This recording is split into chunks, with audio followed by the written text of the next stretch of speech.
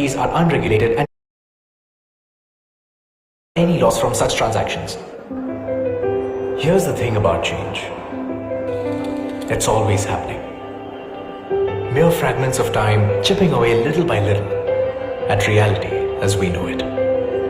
Until when we least expect, change does what it does best. It arrives, and all of a sudden, we find ourselves on the cusp of taking our next big leap. A whole new world entirely at our fingertips. Only this time, more open, more equal, more inclusive, and more fair. With the power to liberate in your hands and the responsibility to uphold its vision in ours. We are CoinDCX, catalysts of the digital world. Founded in 2018, we are India's leading crypto exchange. Trusted by over 1.3 crore users, supported by many top investors, and the hard work of more than 600 employees. Our efforts ensure equal access to a plethora of revolutionary new digital pursuits and enable interactions with an all-new decentralized digital world. Our products are safe, secure, and compliant. We also support many promising new ventures that help strengthen the broader digital ecosystem. And for those who seek it, we offer a comprehensive crypto education platform. A decentralized new digital world is upon us. Change is upon us. The only question is, are we willing to embrace it? CoinDCX.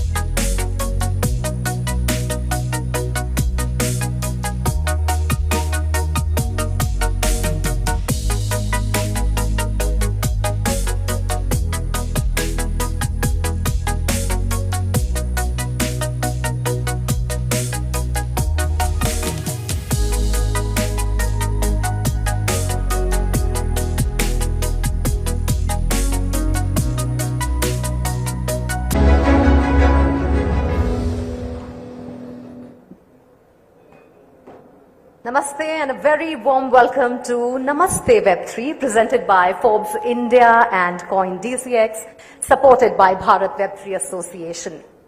With Namaste Web3, we focus on making India Web3 ready. आप सभी का आज स्वागत है इस शाम में. मेरा नाम मुग्धा है और हम शुरुआत कर रहे हैं कुछ बहुत ही बेहतरीन बातों से. आपको मैं बता दूं कि आज की शाम बहुत पॉलिसी मेकर्स, लीडर्स, एक्सपर्ट्स यहाँ मौजूद होने वाले हैं और हम बहुत सारे ब्लॉकचेन से जुड़े हुए मसलों पर बात करेंगे.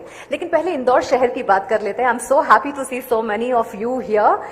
From its diverse cultural tapestry to the thriving startup ecosystem, Indore's growth mirrors its ability to embrace change and foster innovation.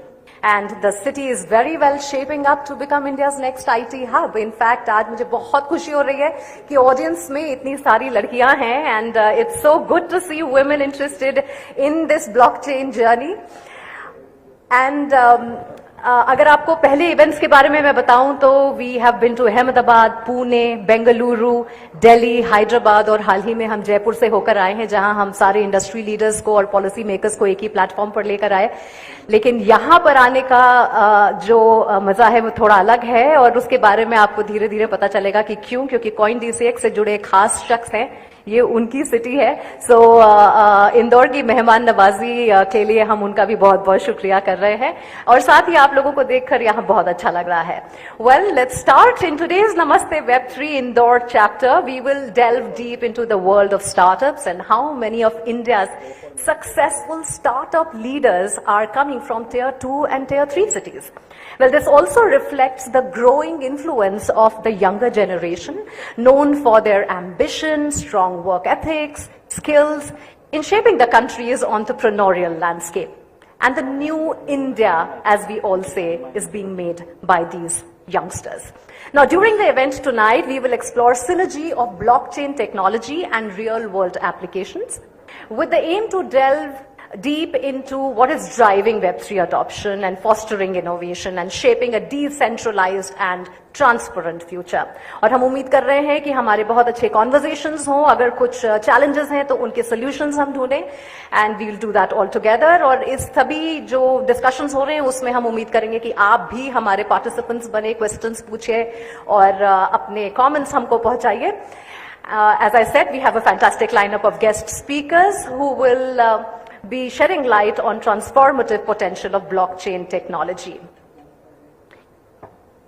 Now, before we begin our proceedings, let me tell you a little about the Telegram channel that we have made. It's a little announcement for all of you. ये एक Telegram channel है नमस्ते Web3 के नाम से, जहां पर हम आपको सारी जानकारी Web3 से जुड़ी हुई देंगे. जो हमारी ये पूरी मुहिम चल रही है उसके बारे में आपको बताएंगे. What is this conclave all about? And we will be updating you about the subsequent chapters.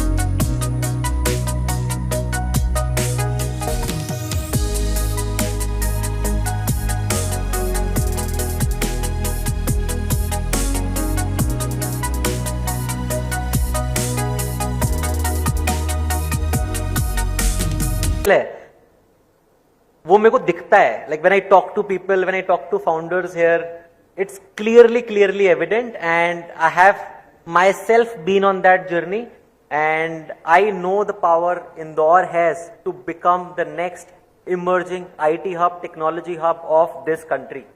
That is the power Indore has, and that is the reason I'm very excited to be here in front of all of you today.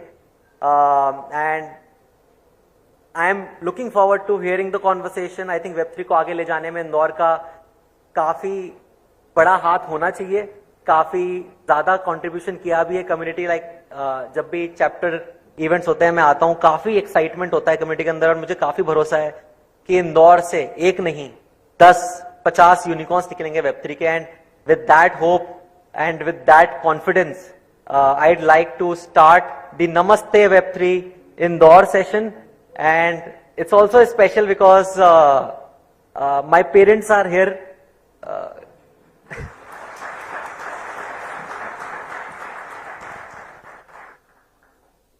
As a founder काफी emotional moment होता है जब आपके parents वगैरह हैं इस event पे. तो I am also very happy and excited. And thank you so much. With that I will pass on the mike to yes, please. Thank you so much.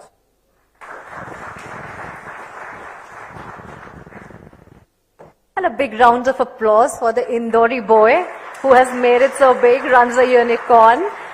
And today, आज उनका पूरा परिवार यहाँ पर है. आप सभी का बहुत बहुत स्वागत है. So good to have you. And I wish you were part of all the other conclaves. लेकिन इंदौर में आप हैं तो आज तो आना आपका बिल्कुल बनता था. चलिए, before we move forward, let's take a look at what is life like at CoinDCX.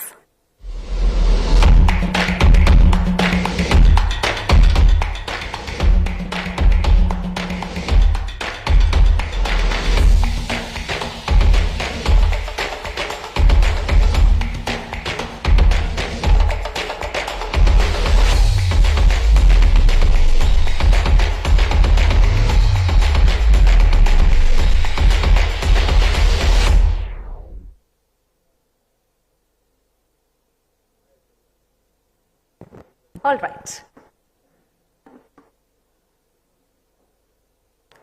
Well, in this ever-evolving digital landscape, blockchain technology has emerged as a transformative force, revolutionizing industries, redefining the way we conduct businesses. And today we have the opportunity to learn from the experiences of one such person who has successfully implemented blockchain solutions. मैं गुजारिश करूंगी stage पर आने की हमारे की note address देने वाले Shri P Narahari ji, secretary and commissioner MSME department. आप secretary sports and youth welfare department government of Madhya Pradesh भी हैं. He is a dynamic individual wearing multiple hats in the government of Madhya Pradesh, and as the secretary and commissioner of MSME department he has been the driving force behind the small and medium businesses. But that's not all. He also takes charge as the Secretary of the Sports and Youth Welfare Department, showing his commitment to the holistic development of the state. With his energetic approach, Mr. Narhari ji is shaping the future of both entrepreneurs and the youth of Madhya Pradesh. So may I please request you to come here, and also may I request Manisha Gupta, Editor Commodities and Currencies Network 18, and Sumit Gupta to please come on the stage to felicitate Narhari ji, and then sir we can have your keynote address. Center stage? Sure.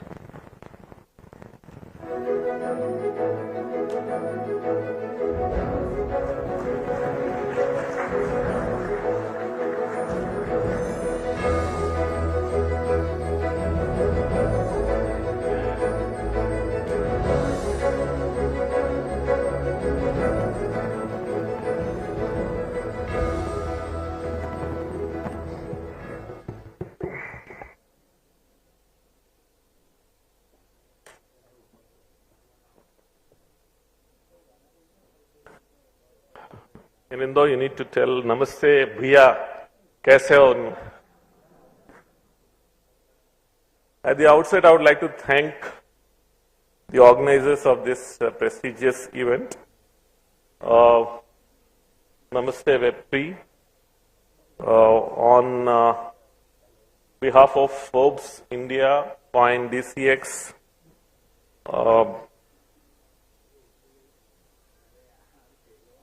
two people whom I need to thank. Sumit Gupta, founder CoinDCX, and Raja Sharma for enabling that I come to Indore. I was Subdivisional Magistrate SDM of Mau, 2004. I was Municipal Commissioner Indore 2005-6. I was the Collector of Indore 2015-16-17. So Indore holds a very special place for me because I was posted in 3 different capacities in Indore, and having seen Indore at different stages of my own administrative life and also at different stages of Indore growing from being the backyard of Mumbai to being Indore itself, the cleanest city that is still never has been beaten by any other state in the country. I think that gives a big round of applause to Indore and Indoreans actually.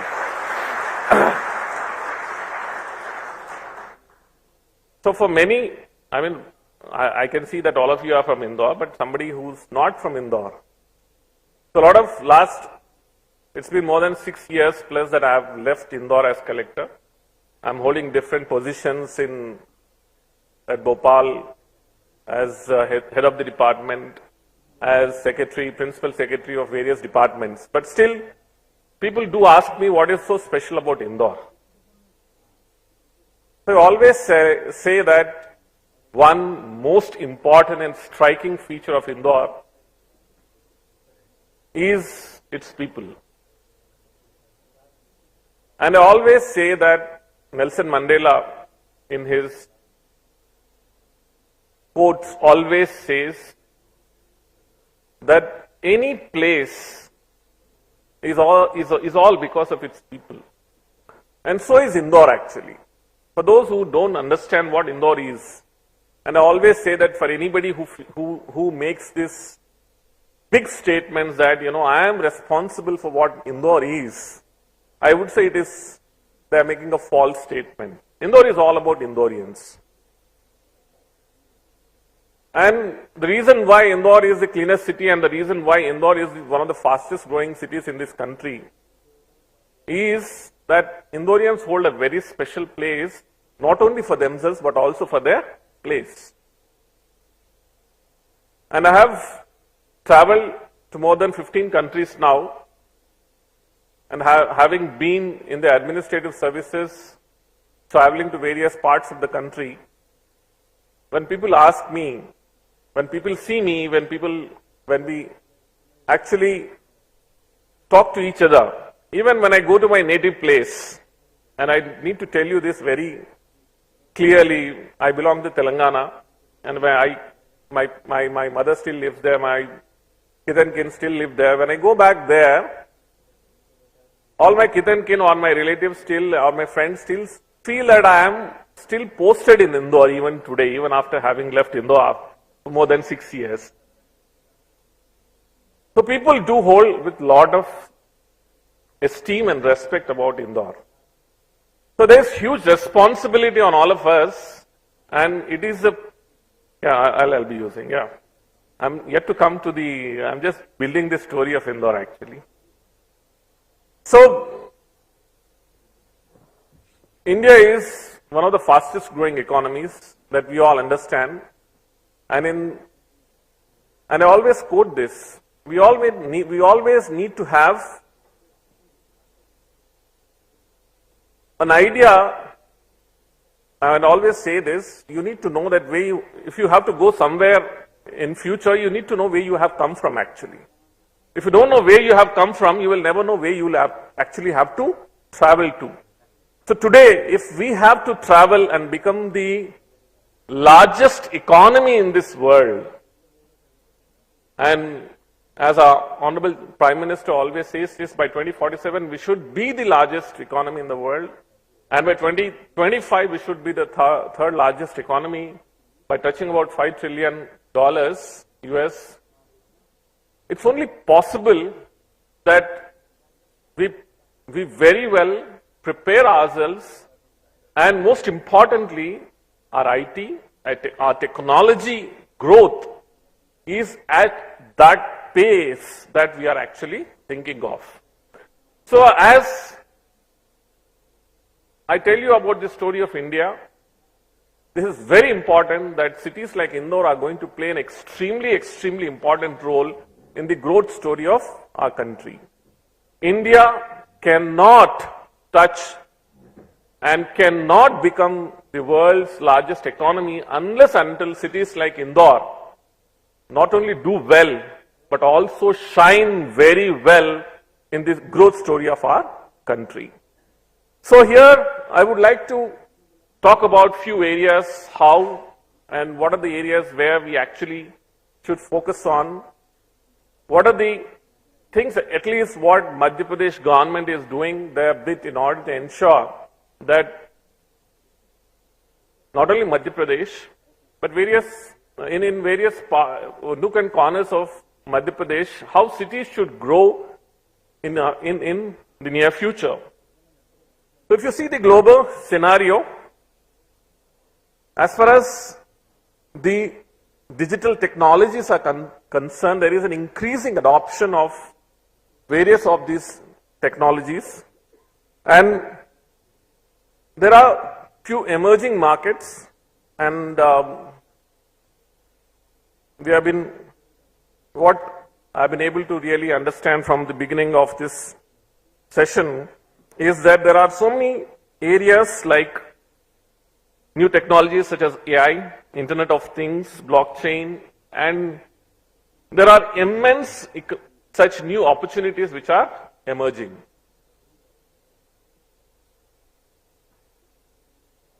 This has been told, and this is what we have been listening to a lot of economists, that we missed the bus many times in the past.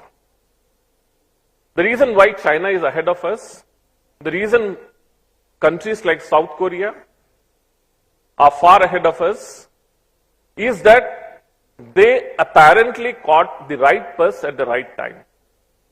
Maybe it's time that India should not miss the bus. I would say rather, India should not miss the metro this time. So we are going to catch that metro in order to actually reach the growth that we are all expecting. So these are the niche areas that we need to get into. We need to get into and we need to ensure. And I echo the same feeling as what Sumit has just told, that he is a boy from Indore. And we want many such boys and girls from Indore to actually write that growth story. And that is the reason I would say that we are all sitting here, that we don't miss the metro this time. So if you see India's growth story when it comes to the areas of technology, India is now being seen, and we have seen the recent G20 summit that has recently concluded in Delhi. What a fabulous event that it was. And thanks to our administrators, the way actually it was organized. Today, it is not few little countries who are looking at us for little brownies, for little money, for little rupees that they would want us to give them for their growth. Today, the entire of Europe, the entire of East Asia, the entire of USA, UK, and more importantly, we should not miss the most emerging Asia for tomorrow, that is Africa. They are all looking at us that we are going to play, and we are playing a very, very important role at this juncture when it comes to the emerging technologies. And you will see the way India is spending in these areas and the growth at which our IT sector is growing and our software exports are growing, and the increase in professionals that it is happening. And the most important story that we should never miss is the contribution of women in the IT sector. I did my engineering from Hyderabad, and I very frequently go to Hyderabad. And this is a story, maybe this is what it's also going to happen in Indore very soon, or maybe happening. You will not find a single couple in Hyderabad, both working. I mean to say both are working. You will not find a single woman educated and not working. And it is also very pertinent, very important to mention here that the human resource that we have actually been spending into in the last few decades, especially educating our girl children, is now paving way for the growth of Indian economy. It is time, I would like to mention, it is time that every woman who's done their graduation should and must contribute in one way or the other in the growth story of our economy. And this is what is very, very important in the sense, why I'm saying so is that the target that we have set for ourselves, for us to achieve the growth that we are expecting, it is only possible when each and every human resource is put to optimum utilization. And I'm saying optimum utilization. So optimum utilization is when each and every person, irrespective of man and woman, are given equal opportunity. And this is the time when each and every one, when they are able to actually come out of their houses, contribute, that is when our economy is going to really move forward. So, in the Madhya Pradesh, yes, we have been lagging behind a little, but we are not going to be behind many states anymore. Madhya Pradesh is also and equally going to grow at the pace that we have set for ourselves. If India is going to become 5 trillion economy by 2025, we have ourselves also set that we are going to be, Madhya Pradesh is going to be 550 billion economy by 2025. So we have a target. We are not just moving ahead without any such target. We have our target, we have a roadmap. We very well understand what are going to be our milestones. So, a good governance, good institutional presence, and vibrant ecosystem are the ones which are actually going to enable us to move forward. And time and again, I would like to mention here that the contribution of planners, the contribution of economists, the contribution of such eminent institutions, there today, if there is a policy which is on the anvil, which is being made by state government, there is a task force the task force is having such eminent personalities who make a lot of advices, give a lot of advices, and on the basis of such task force, the policy making is being done. So our ecosystem, Madhya Pradesh ecosystem, is extremely moving in the right direction. And we hope in the coming days, with the presence of many such IT and technological interventions and such institutions which are already taking shape, and such institutions which are actually going to further make their presence felt, we are going to increase our footsteps. Now I come to the Indore's growth story. So Indore is the financial capital of Madhya Pradesh. It is the cleanest city. It has 4 IT SEZs. It is the smart metro city which is emerging. There is this Indore-Pithampur economic corridor. But more importantly, what I feel is, after the GST regime, after the boundaries that have been removed after the GST regime that came into existence, the Tier 2, Tier 3 cities are the ones which are making the most important strides. Now, why I would like to mention this is that no longer, and I repeat this very well to each one of you, that no longer whether it is Government of India or the state governments are looking at the overgrown cities for economic development. It is going to be Tier 2, Tier 3 cities which are going to play an extremely important role.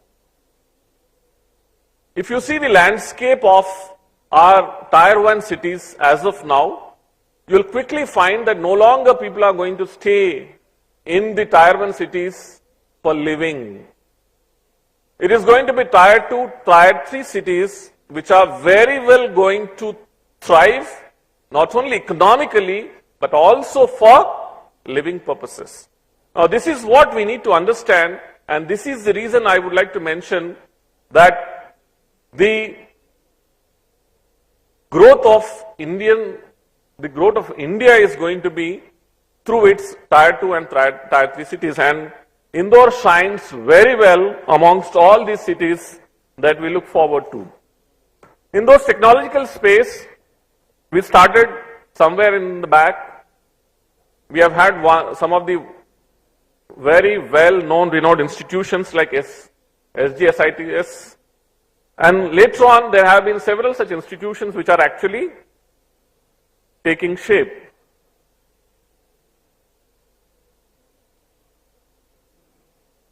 The land rates of any city actually determine, and land rates of the outskirts of any city actually will determine the amount of economic activities that are actually taking place. So I would request you all to actually sit with the real estate guys to understand what are the land values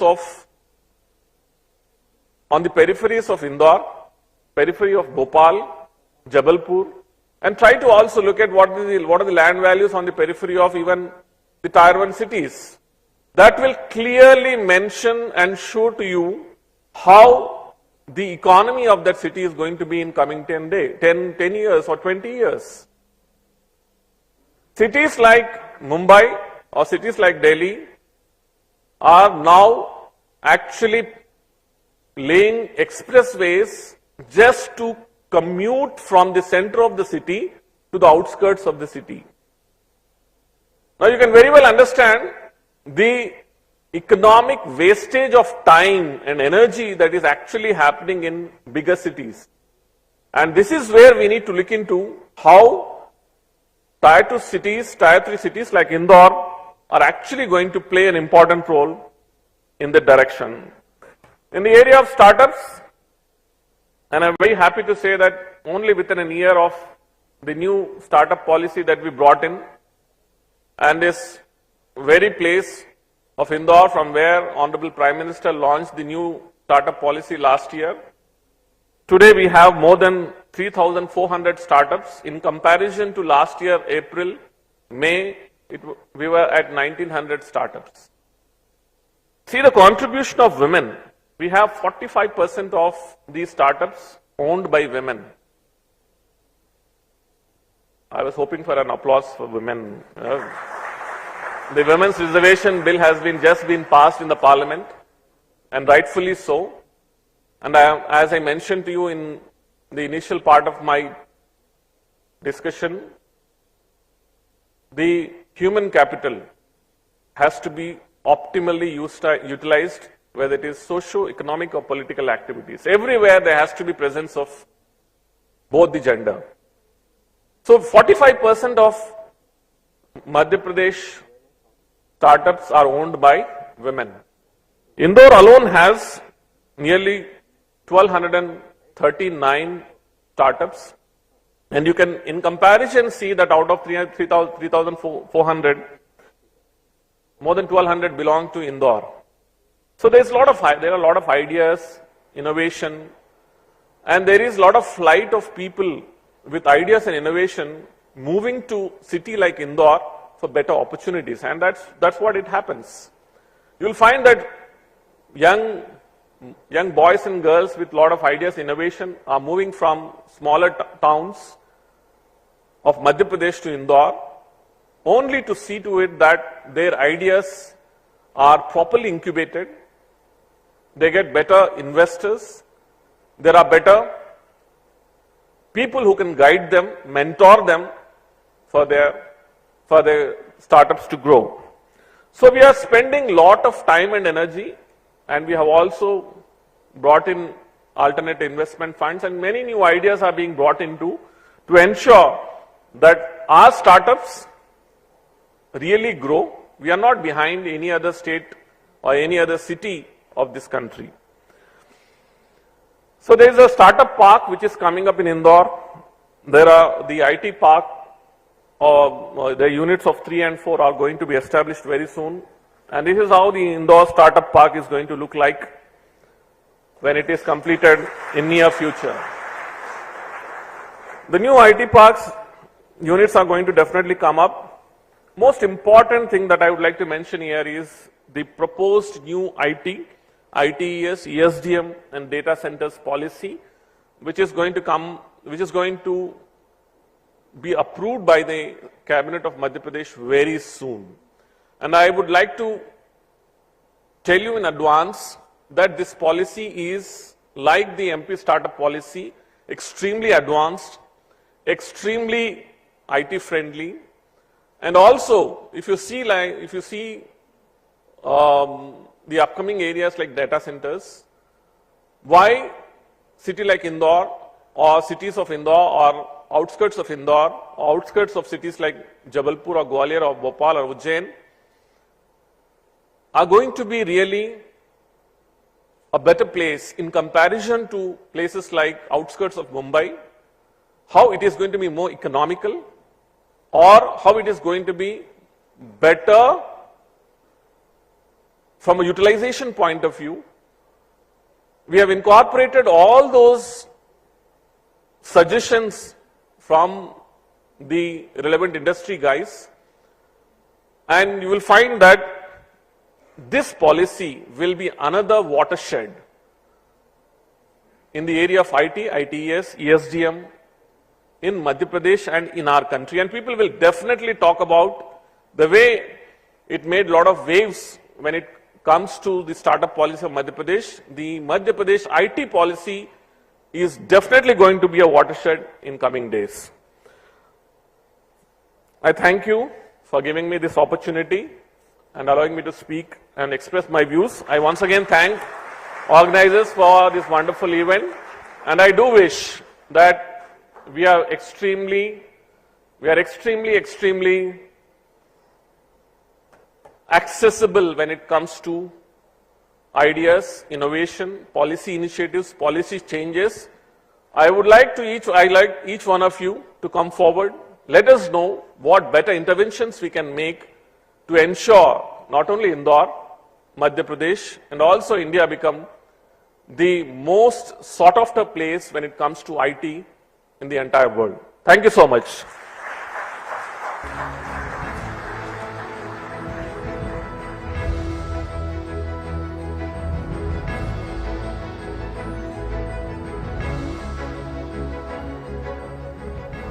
Thank you, sir. Thank you for that address. You're leaving the audience at a very high note, and I hope they are participating in the journey that the state of Madhya Pradesh and also Indore is going to take. May I request Manisha and Mr. Gupta to please come on stage.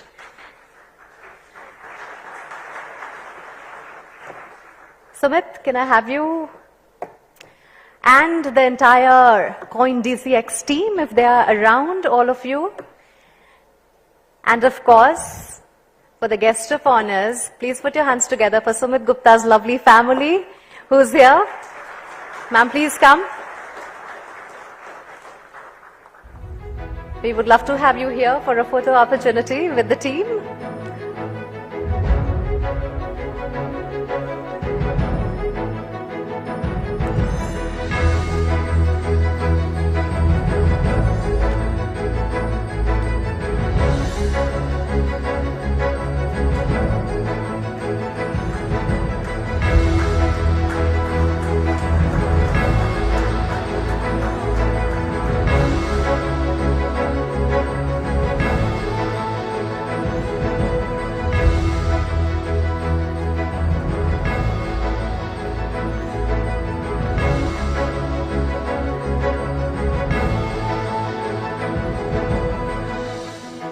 Well, a proud moment for Mr. and Mrs. Gupta to be here and the family to be part of CoinDCX event this time.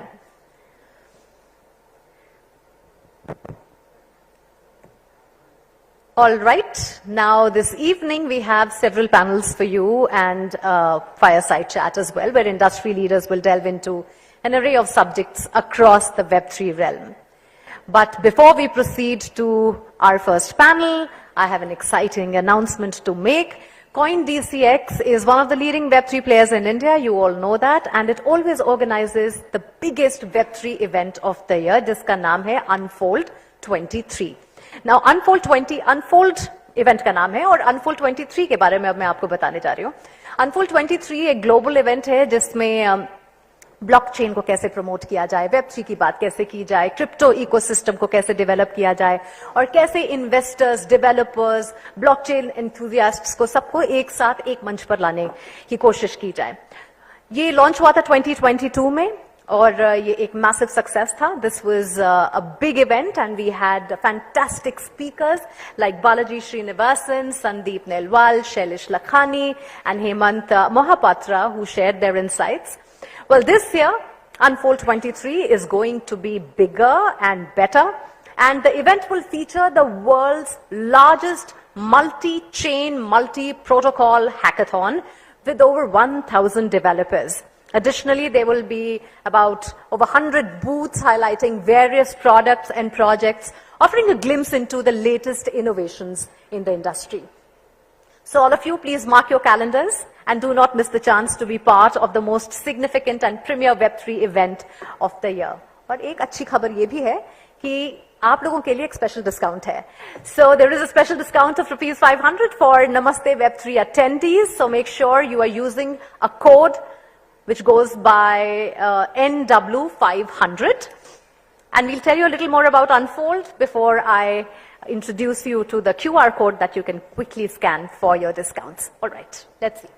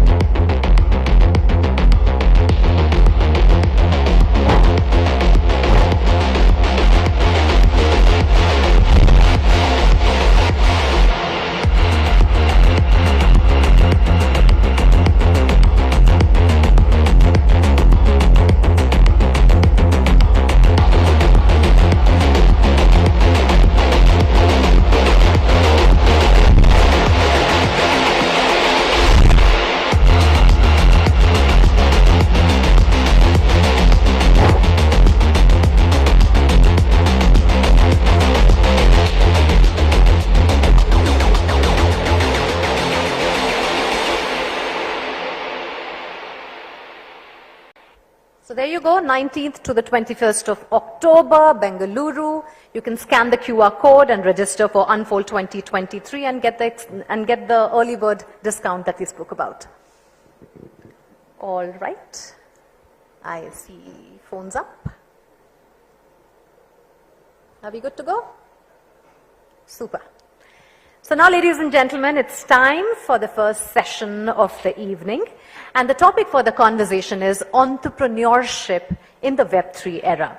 Now, the world of entrepreneurship is constantly evolving with the rise of Web3 technologies. New wave of opportunities and challenges have emerged. However, navigating the Web3 landscape requires a unique set of skills and strategies to thrive in this decentralized ecosystem. और अगले session में हम यही जानने की कोशिश करेंगे कि वो क्या स्किल्स हैं, क्या स्ट्रैटेजीज हैं और कैसा माइंडसेट होना चाहिए एक सक्सेसफुल Web3 एंटरप्रेन्योर बनने के लिए. And who best to talk about it than Sumit Gupta himself, and of course may I also invite Manisha Gupta on stage to take the conversation forward with Sumit. I am looking for Sumit. Sure.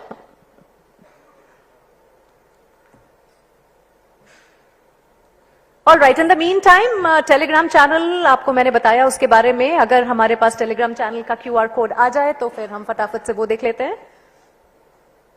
So this is one channel that we are updating all our information at.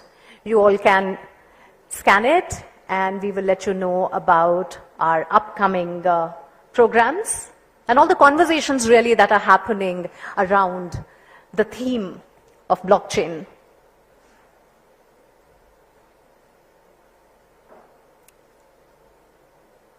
There is the bit. All right.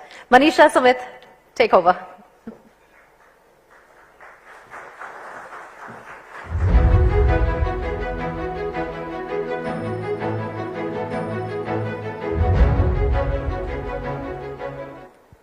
Thank you, Mugdha, for that. Thank you, Mr. Narhari, for making time. And you actually set the context for this and all the achievements that you've told us that Indore and Madhya Pradesh has. Believe me, we did not know a lot of those numbers there. So thank you so much for your time. We really appreciate that, sir. And taking on from there, Mr. Indore. Yes. You did know that, right? No, I knew you were from Indore, but yeah, Mr. Indore, yeah, that. Sumit, one, कैसा लगता है इंदौर में आके हमेशा the proud moment? Clearly the parents are beaming with joy and pride there.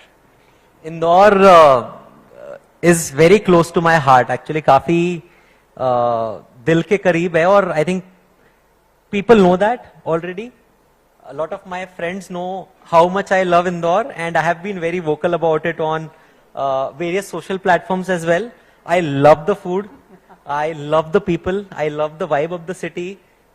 Everything is so convenient. In fact, this is the city, like sir mentioned, if I want to settle somewhere in the future, it's such a clear choice. And this is not just coming from me. There are so many friends who are my colleagues from IITs, IIT Bombay, IIT Delhi, and whoever been, close to Madhya Pradesh, they know that this is the city of choice for them, to live. And I think Indore has everything. Right? All the way from good food to good people to everything that you need in a city, right? Less traffic, unlike Bangalore. So yeah, I mean, it's always a pleasure and always a very happy feeling, very emotional feeling as well whenever I come to Indore and yeah. As Mr. Narhari was pointing out, कि जो cities हैं जैसे Bombay and Delhi, I mean, I absolutely agree with you, sir. हम Bombay से हैं और एक जगह से दूसरी जगह travel करने में हमारा आधा दिन निकल जाता है. So yes, the productivity does get impacted in some sense. And as he said, tier 2, tier 3 cities have way more opportunities and way more growth that we can see going ahead. So first of all, आपसे ये जानना चाहेंगे कि क्या story है CoinDCX की? क्या parents ने बोला क्या कर रहे हो तुम? मतलब आराम से पढ़ाई करो, नौकरी करो, entrepreneur कैसे बन रहे हो? And you started at a time when it wasn't really up there. Yeah. So what has been the story? How was their reaction? So, I am very fortunate. I am very fortunate to have parents like this because they have always been supportive. In fact, when I was leaving my job at Sony, तो after IIT Bombay graduation, मैं Sony में job करता था. 1.5 साल मैंने काम किया वहाँ पे और मुझे पता था कि mom dad कभी मना नहीं करेंगे. उनको जो like they fully trust me, उनको पता है कि हाँ जो करेगा अच्छा करेगा. And then मैंने job छोड़ दिया. उसके बाद बताया हाँ FYI, this is what I have done and मेरे को startup करना है. And right from that moment, but Indore में उतनी अपॉर्चुनिटीज थी कि आप स्टार्टअप कर सको, वो भी आईटी में, वो भी एंटरप्रेन्योरशिप के तरीके से? उस टाइम पे I think startup ecosystem India काफी अर्ली स्टेज पे था. आई थिंक 2015 की बात है, जब मैं जापान में काम करता था, टोक्यो में छोड़ के इंडिया आया. कोई लाइन ऑफ साइट नहीं थी, कुछ नहीं पता था क्या करूंगा. अच्छी खासी job, like very good job as a fresher, like you get very attractive salaries everything, एंड पता नहीं था कि क्या करेंगे, बट ये पता था कि इंडिया में कुछ करना है, कुछ बनाना है. और फिर आई केम टू मुंबई, एंड जो मेरा को फाउंडर है नीरज, वो भी मुंबई, हम लोग IIT बॉम्बे के दोनों हैं, वहां चालू किया. उसमें इंदौर भी आते रहते, समझते रहते थे, एंड इंदौर से भी काफी अच्छे स्टार्टअप्स निकले हैं. और मुंबई उस टाइम पे काफी अच्छा हब बना हुआ था, राइट, स्टार्टअप्स का 2014-15. अभी बैंगलोर काफी उसमें चल रहा है. मेरे को लगता है मुंबई और Bangalore, while they have given birth to so many startups, I think, like sir mentioned, cities like Indore over the next decade are giving the rate at which these startups will come from these cities is phenomenal. And मेरे सारे दोस्त अच्छी अच्छी job छोड़ के इंदौर में settle होके comfortable life जी के यहाँ पे कंपनी बना रहे हैं. क्या, like you can clearly see the trend.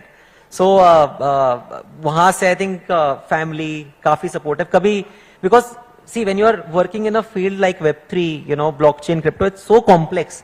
आप पहले फैमिली को कन्विंस करो, फिर बाहर लोगों को सिखाओ, फिर आप रेगुलेटर से मिलने जाओ. It's so complex. But when you have the support and blessings from your family, I think journey काफी आसान हो जाती है. बिकॉज मैं काफी बार बोलता हूं कि स्टार्टअप करना आसान नहीं है, काफी मुश्किल होता है, काफी उतार चढ़ाव आते हैं, और काफी चैलेंजिंग होता है. बट अगर आप एक इमर्जिंग टेक्नोलॉजी में स्टार्टअप करते हो, जहां पे रेगुलेशंस नहीं है, जहां पे पॉलिसी में चैलेंजेस आते हैं, जहां पे आपको टैलेंट पूल नहीं मिलता, और जहां पे ऐसी उस कटिंग एज टेक्नोलॉजी पे काम करो जहां पे आसपास लोगों को एजुकेट कराना है, अवेयर कराना है, कैटेगरी खड़ी करनी है, वो और बड़ा चैलेंज होता है. सो आई थिंक उस केस में आई थिंक बहुत फील होता है, एंड काफी वैल्यू होती है कि आपके आसपास के लोग आपको सपोर्ट कर रहे हैं, बिकॉज हर कोई नहीं समझता. तो and that is the reason I think they deserve applause from everyone.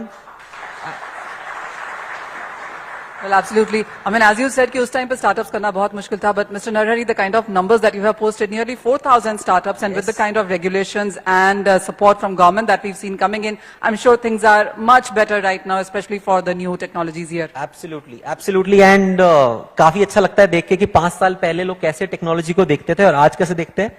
और आई थिंक एक जर्नी है, मतलब ओवर द टाइम मेरे को बहुत स्ट्रॉन्ग कन्विक्शन है.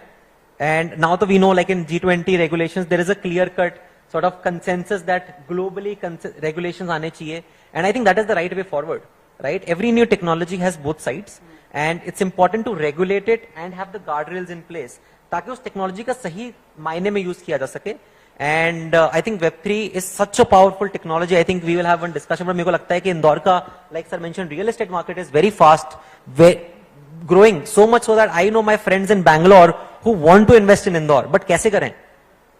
1 करोड़ रुपए, 2 करोड़ रुपए नहीं होता. But if you can leverage Web3 and blockchain to tokenize real estate, such a powerful use case.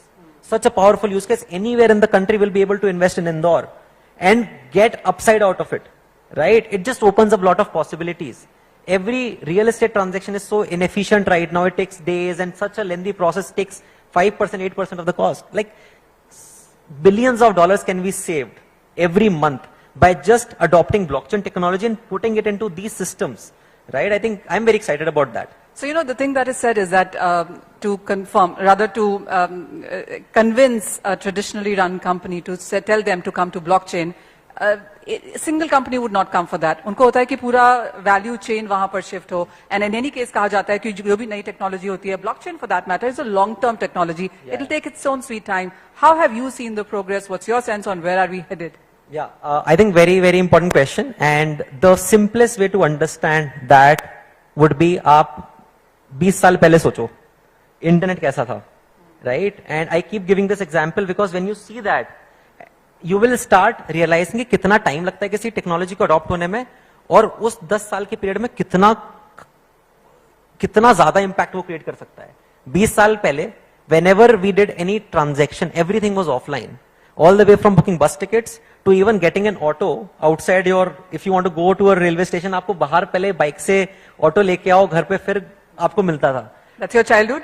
Yeah, I mean, like, that is how it used to happen, right? And railway station का ticket, तो railway station जाओ, वहां से ticket कराओ, वो दुनिया 20 साल पहले, not very far away.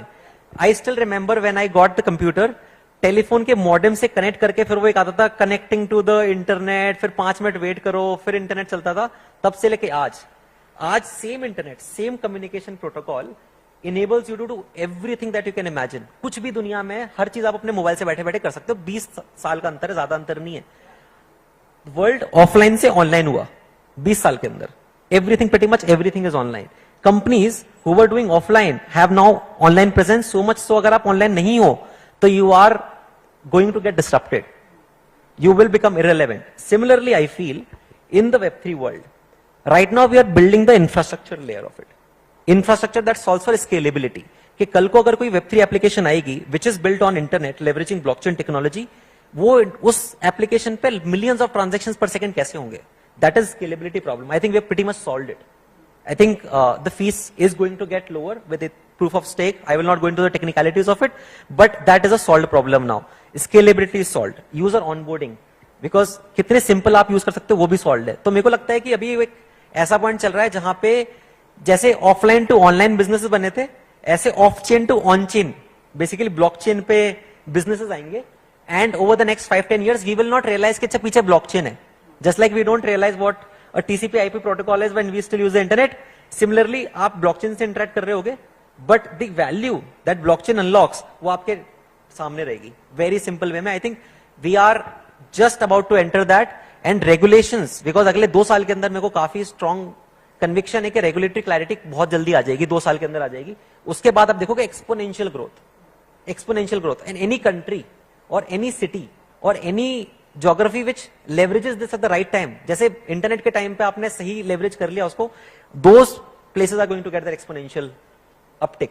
And that is what I am very very excited about. और मेरे को काफी दिल से, मतलब I would love to see Indian companies, Indian startups taking that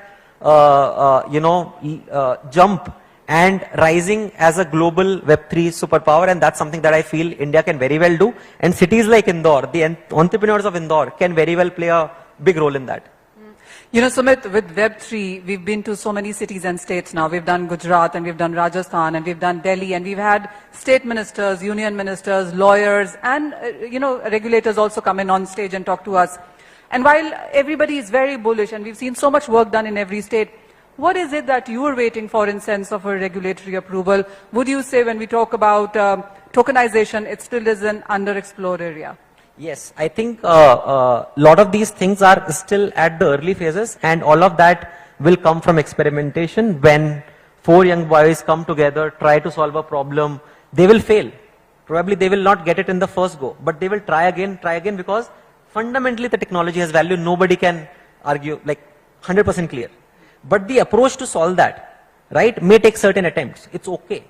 But until people try it out, we will not see that, right? I think in terms of use cases, we will start to see that coming up, right? All of that also is a function of regulatory clarity, because that gives scope for thousands of small startups to at least play in that sandbox.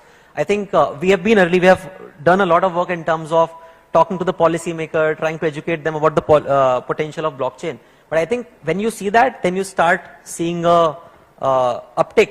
But जैसे मेरे को लगता है कि अगले 2-3 साल के अंदर, for example, SEBI is doing experiment कि how can you tokenize real estate. उसका sandbox आ रहा है. कुछ स्टार्टअप उस पर काम करेंगे, पायलट करेंगे, चलेगा, स्केल करेंगे. तो वो चीजें मेरे को दिख रहा है कि अभी होना चालू होंगी. And I think the only support that is required for you to work, because a lot of these things are new, you require support from regulatory side as well. You start, even if it's a sandbox environment, experimentation playground, but वो चाहिए होता है startups को operate करने के लिए, otherwise कैसे काम करेंगे. तो आई थिंक जैसे जैसे वो इनेबल होता जाएगा, वैसे वैसे मैंने खुद ने I have seen it on the ground कि एक बार आप मौका देके देखो इस स्पेस में. India 11% of global Web3 workforce is in India already, and it is doubling every year, right? And Dilip sir would agree, and we have seen it from so many reports. $1.1 trillion contribution can come from digital economy in the next 10 years. 1.1 trillion, that's 1/3 of country's GDP, almost. Such a huge contribution. So I think the moment sandbox is ready, the moment playground is ready, I'm very sure that you will see hundreds and thousands or lakhs of startup coming in over the next 10 years, cracking billion-dollar businesses out of this. So while we are all very bullish onto this one, but let's look at some challenges here as well. Last couple of years have been slightly slow when you look at this space. We've seen weaker numbers come in. We've also seen investments kind of slightly dwindle into this area. How have you seen startups, entrepreneurs, investments, funding within the space? Yeah, last 2 years were quite challenging, but I think it was largely challenging from a market dynamics point of view. But to be honest, when you talk about building things, it doesn't matter.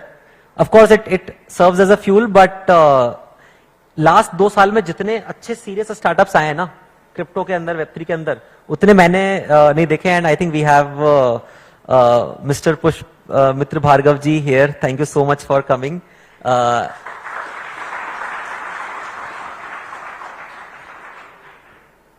We were just talking about, the space overall and the challenges. I think last 2 साल में funding कम हुई है, but मेरे को नहीं लगता कि number of startups कम आ रहे हैं. Number of startup उतनी तेजी से आ रहे हैं और in fact I think the quality of startup is better because अब लोग सिर्फ startup करने के लिए नहीं आ रहे हैं. अब उनको पता है कि यार अच्छा ठीक है मुझे space में genuine interest है और space में long term के लिए बना रहा हूँ. So overall quality of startup is increased a lot. And जितना बिल्डिंग और जितना इनोवेशन टीम ने किया है इस 2 साल में, आई डोंट थिंक हमने पिछले 3 साल में उतना किया, because there is so much that you have to work on. इतनी सारी प्रॉब्लम्स हैं. तो while funding availability all of that is cyclical in nature, control में नहीं होता वो, but I think these are some of the best markets to build solid companies from ground up. And I think the team has done fantastic work and I know that there are so many people who are building startup in this time. And एक बार चालू करेंगे 1-2 साल तक बनाने में time लगता है, फिर जैसे ही मार्केट रिकवर होगा तब पैसा मिलेगा, right? Then the funding will be available. I think it's all cyclical. Just one more question on the regulations part of it. While we are waiting for that, and there have been various statements coming in, we've seen various papers as well. G20 में से भी कुछ निकल के आया है. And then there have been, ministry also suggesting that there have been some crypto crimes as well. So there is a plus and a minus both to it. As CoinDCX, how are you approaching this? And now, what is the future now for CoinDCX? How do you foresee this? Yeah, मेरा काफी strongly मानना है कि ये space को regulate होना चाहिए और that is the only way forward. Government has taken a call that we don't want to ban it, we want to regulate it. Obviously, there will always be bad actors when you don't have guardrails in place. I think regulation वो solve करता है. You will have sustained organic growth, which actually is long term in nature. So I think that goes without saying, right? That will come. When it comes to blockchain and crypto being used for some of the wrong activities, I think that is now getting solved one by one.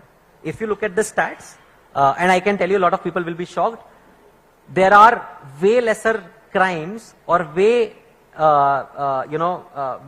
less activity that happens with crypto versus if you compare with your fiat or versus when you compare with your paper money, because that is not traceable. You can't you cannot know कि कहाँ पे कैसे move हो रहा है, but blockchain fundamentally is traceable. So the probability of you finding a person, even if that person does any wrong activity, is very, very high. And we have seen countries in the West started realizing, actually leveraging it to minimize the crime, which otherwise is very, very difficult, right? So I think that is one data point. Second is, so it's not like that right now, though there is no license, but we are an FIU registered entity. So we work with Ministry of Finance, we work with the FIU unit to make sure that there are no wrong activities that happens. So that is another thing. In terms of security, we have the latest security standards. In fact, 2 days back, we got the ISO 27001 2022 standard, which is, we are the first one and the only one to have in the VDA space. So we raise that high bar for ourselves because हमारा goal as a company is not to build a unicorn or to build a company. मेरे को लगता है हमारी responsibility industry खड़ी करनी है India में, एंड एक बार वो करेंगे then it creates a chain reaction. एक कंपनी से 4 कंपनी आती है, 4 से 16 आएंगे, 16 से 64 होंगे. And if we are able to play a small contribution in being a company और a startup which is creating that category from ground up, उसके लिए हमें अपने लिए भी हाई बार सेट करना पड़ेगा और हमें इंश्योर करना पड़ेगा in terms of safety, simplicity, reliability, trust. We set that benchmark and create that kind of ecosystem which is organic, which is with good actors, and any bad actor or any wrong activity should not be allowed as part of this ecosystem, and regulation ensures that. So in the process, we are working with the government, we are working with the right stakeholders to make sure and give them the ground sort of situation that, okay, these are the things that will other countries have done, और आप ये करेंगे तो इससे ये सारी चीजें solve हो सकती है. So the solutions are there. It's just a matter of time. So one final line, where do you see CoinDCX in, let's say, 5 years from now? Tough question, but I would still answer. मेरे को लगता है CoinDCX 5 साल में India की सबसे बड़ी technology company in the Web3 space होगा. एंड सिर्फ CoinDCX ही नहीं, because the success metric for me is not कि CoinDCX बड़ा बने. द सक्सेस मेट्रिक से इंडस्ट्री बड़ी बने. इंडस्ट्री बड़ी बनेगी तो कंपनी तो अपने आप बड़ी हो जाएगी, राइट? ऐसे 100,000 स्टार्टअप्स, और मेरे को अच्छा लगेगा कि इंदौर, जयपुर, ऐसे सिटीज से वो निकल के आए, and not limited to Mumbai and Bangalore kind of cities. And उस रेस में मुझे लगता है कि टेक्नोलॉजी, क्योंकि technology has no physical boundaries, तो it is a level playing field for every city in the country.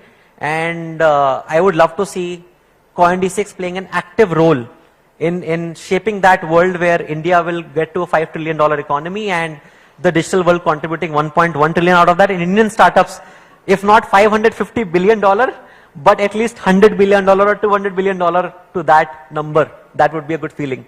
Absolutely. Thank you so much, Sumit, and it's a pleasure talking to you, and we wish you all the success going forward. Thank you so Manisha. much. Thank you.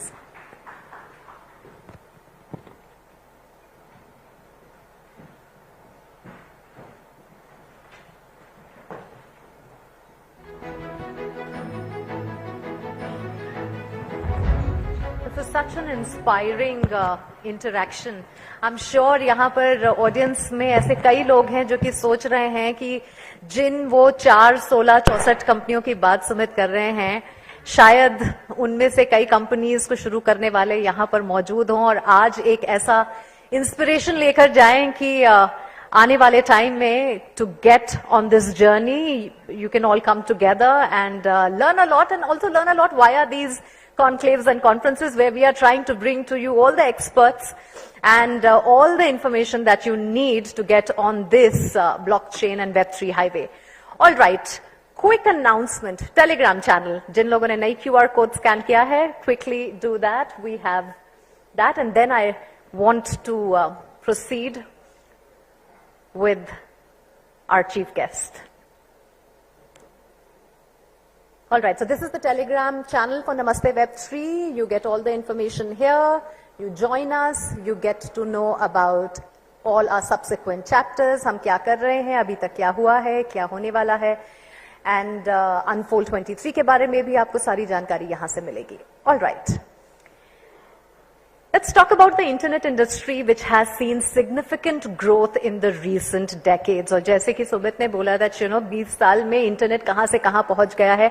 When you mentioned that modem वाली आवाज, I could actually feel that modem वाली आवाज सुनाई मुझे भी दे रही थी कि कैसे हम लोग उस टाइम पे करते थे, और आज 5G का जमाना है where everything is so smooth and swift. Well, projections also suggest that India will have around 900 million internet users by 2025, and considering that 11% of the global Web3 community originates from India, it's clear that India is poised to take a leading role in shaping the future of the web, and this revolution has already begun.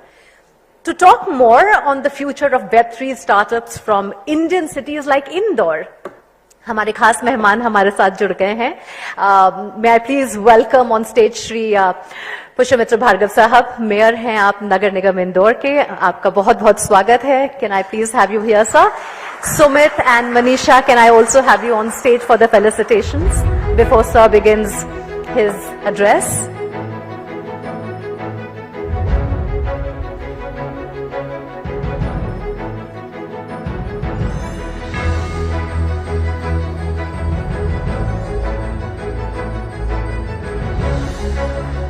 May I also request Mr. Narhari ji, please come here, sir, for a photo.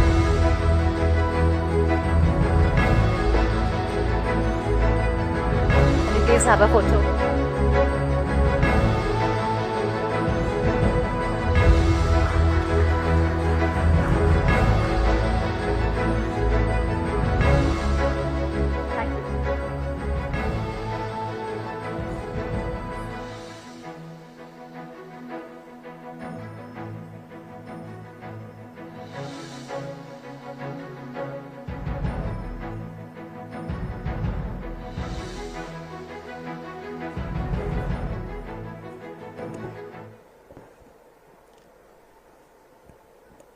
Good afternoon, everybody.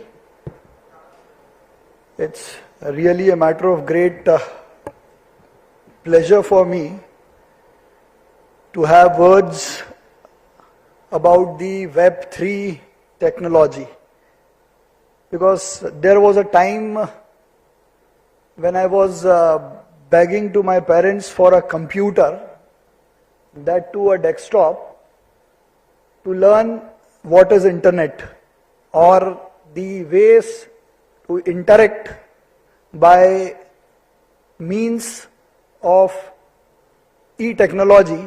But today we are discussing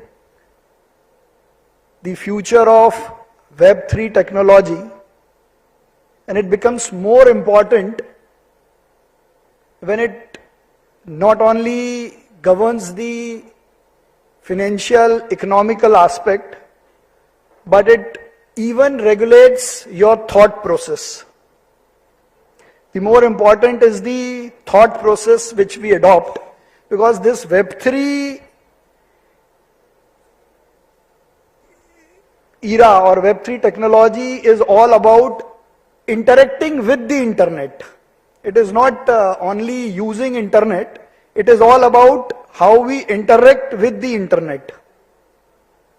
So first of all, I am really thankful, being the mayor of Indore, that this discussion, this deliberation is being organized by the Forbes and the CoinDCX, and especially to Mr. Sumit and Raja Sharma ji, who were instrumental in bringing me to this platform for a discussion, that how Indore is a great platform for this Web3 technologies.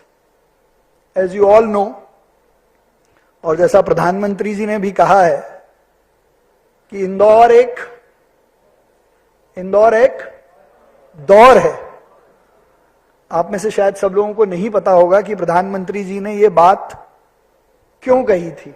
The Honorable Prime Minister was in Indore during the NRI summit, and he started his speech with the line Indore एक दौर है. और वो ऐसा उन्होंने इसलिए कहा कि देश भर में जब बाकी शहर किसी काम को करने के बारे में सोचते हैं, तब तक इंदौर वो काम कर चुका होता है.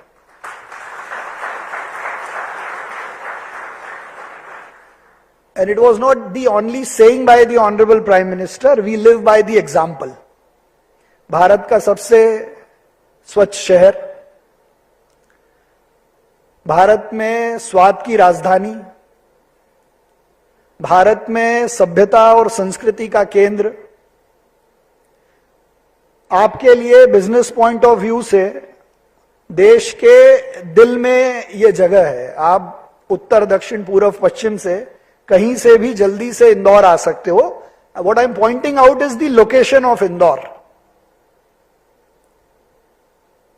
इसके अलावा the best part of Indore or the strength of Indore is its public participation, which we have proved yesterday by celebrating No Car Day. The first urban local body in India which has celebrated No Car Day as an experiment or as a practical to study that if n number of cars does not come on the road, what will be the impact on environment?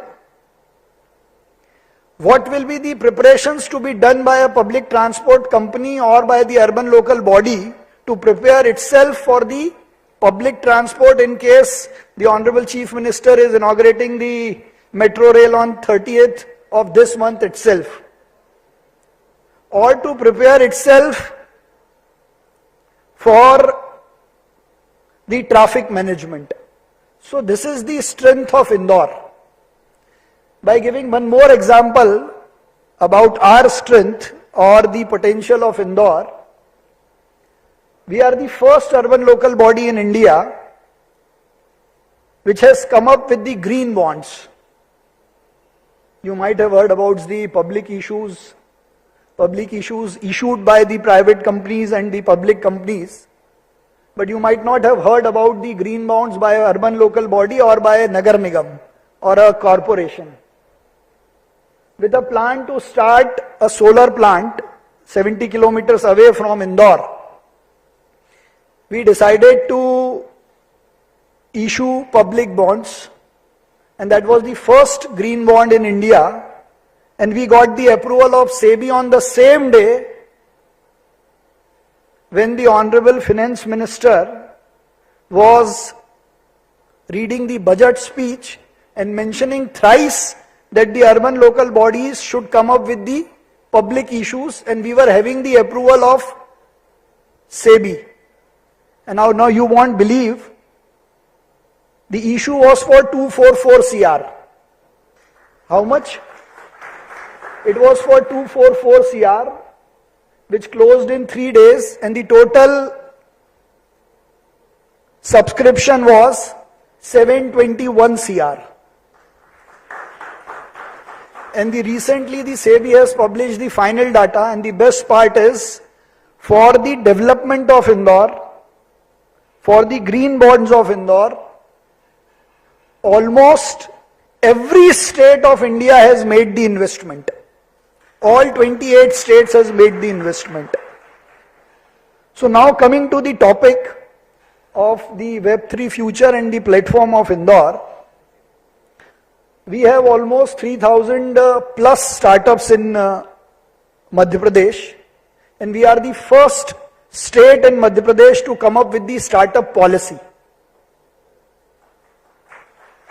Now once we have the policy, we have the idea, we have the vision, so it will be easy for any XYZ company to come and start or to float his or her idea.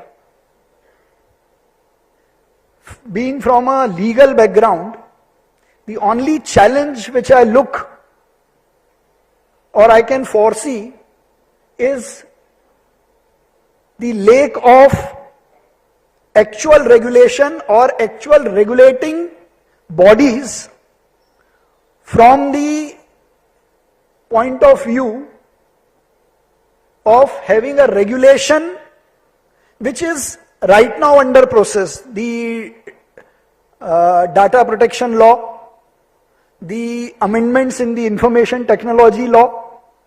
But as far as Indore is concerned, the students, the youth is so robust, so potential, which can give you all three aspects which are required for Web3. Number one, decentralized financing. Number two, the e-contracts, or we can call them the smart contracts. So we have the potential, the youth of Indore or the Madhya Pradesh has a great potential to draw, build and make n number of automated contracts which can help the upcoming startups or the MSMEs or the companies which are interested in using this platform. Now the new era, the new world is all about use of proper technology, which I think Sumit Sawan is also here, Kaushik is also here, I just met Kaushik also. So all these young boys are doing so great with their ideas, innovations. Now one thing which I want to add from my side is that apart from smart contracts, decentralized financing or the cryptocurrencies, this Web3 revolution should also include the designing and creative part. The youth from the background or from the area of designing and creativity should come up with the startups which can be a background or could be the front face of all these startups to portray their ideas in good words, good art. So for all this, Indore from our side is ready. What we only need is the platforms which can promote all such type of things, and I am very happy to conclude this part, that the officers like Mr. P. Narari, who was also the Commissioner of Indore, now looking after the small scale industries and the other development part, is so efficient, so unique with his ideas, is always ready to give the platform. So I welcome to all young minds, not only by saying this. Day before yesterday, Indore Nagar Nigam has already announced Mayor's Idea for Indore Challenge. So from this platform of Forbes and Unicorn CoinCX, I again announce that Mayor's Idea Challenge for young entrepreneurs, young minds. If they can come up with the ideas for 42 different departments of Indore Nagar Nigam to upgrade it, to decentralize it, to finance it in any way they wish to, or an idea to make Indore digitally strong. I thank again all of you for making me part of this discussion and deliberation. Thank you.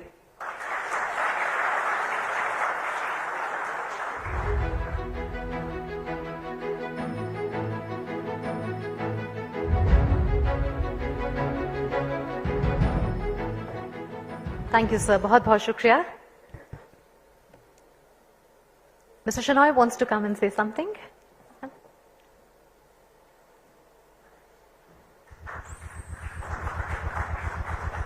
Honorable Mayor Sir, I just want to make a suggestion to you. जैसे आपने कहा था इंदौर एक दौर है, तो अभी जो रेगुलेटरी सैंडबॉक्स जो तेलंगाना या हर जगह किया गया है, वो एक स्टेट लेवल पे है. आपने ग्रीन बॉन्ड्स इशू करके एक फर्स्ट स्टेप लिया है.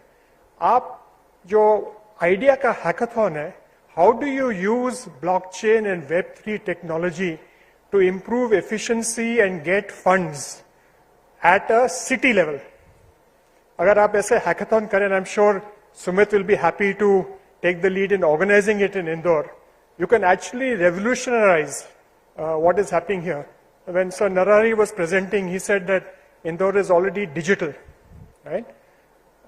If you attach NFTs to it, you look at doing the whole thing of property tax, you could actually get huge change in compliance. If you streamline all these certificates, today your municipal corporation has to look at, any municipal corporation has to look at different certificates. Put it on a blockchain, get young people from Indore to do startups and actually create this so that they can, your work becomes very easy. So I just wanted to leave this thought with you, and when I am in the panel, I'll actually share with you. I have a small contribution to make to Indore, but that's later. Thank you very much.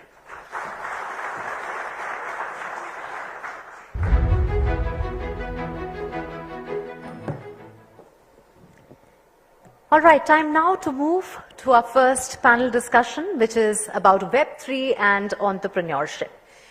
और इस discussion में हम कोशिश करेंगे देखने की कि Web3 कैसे इनोवेशन को ड्राइव कर रहा है, साथ ही स्टार्टअप्स जो हैं वो कैसे काम कर रहे हैं, और इस पूरे एंटरप्रेन्योरियल सीन में आप अपने आप को कहाँ देखते हैं, क्या चैलेंजेस हो सकते हैं, उनके सॉल्यूशंस भी ढूंढते हैं और बातचीत करते हैं. So all right, put your hands together for the first panel of the evening.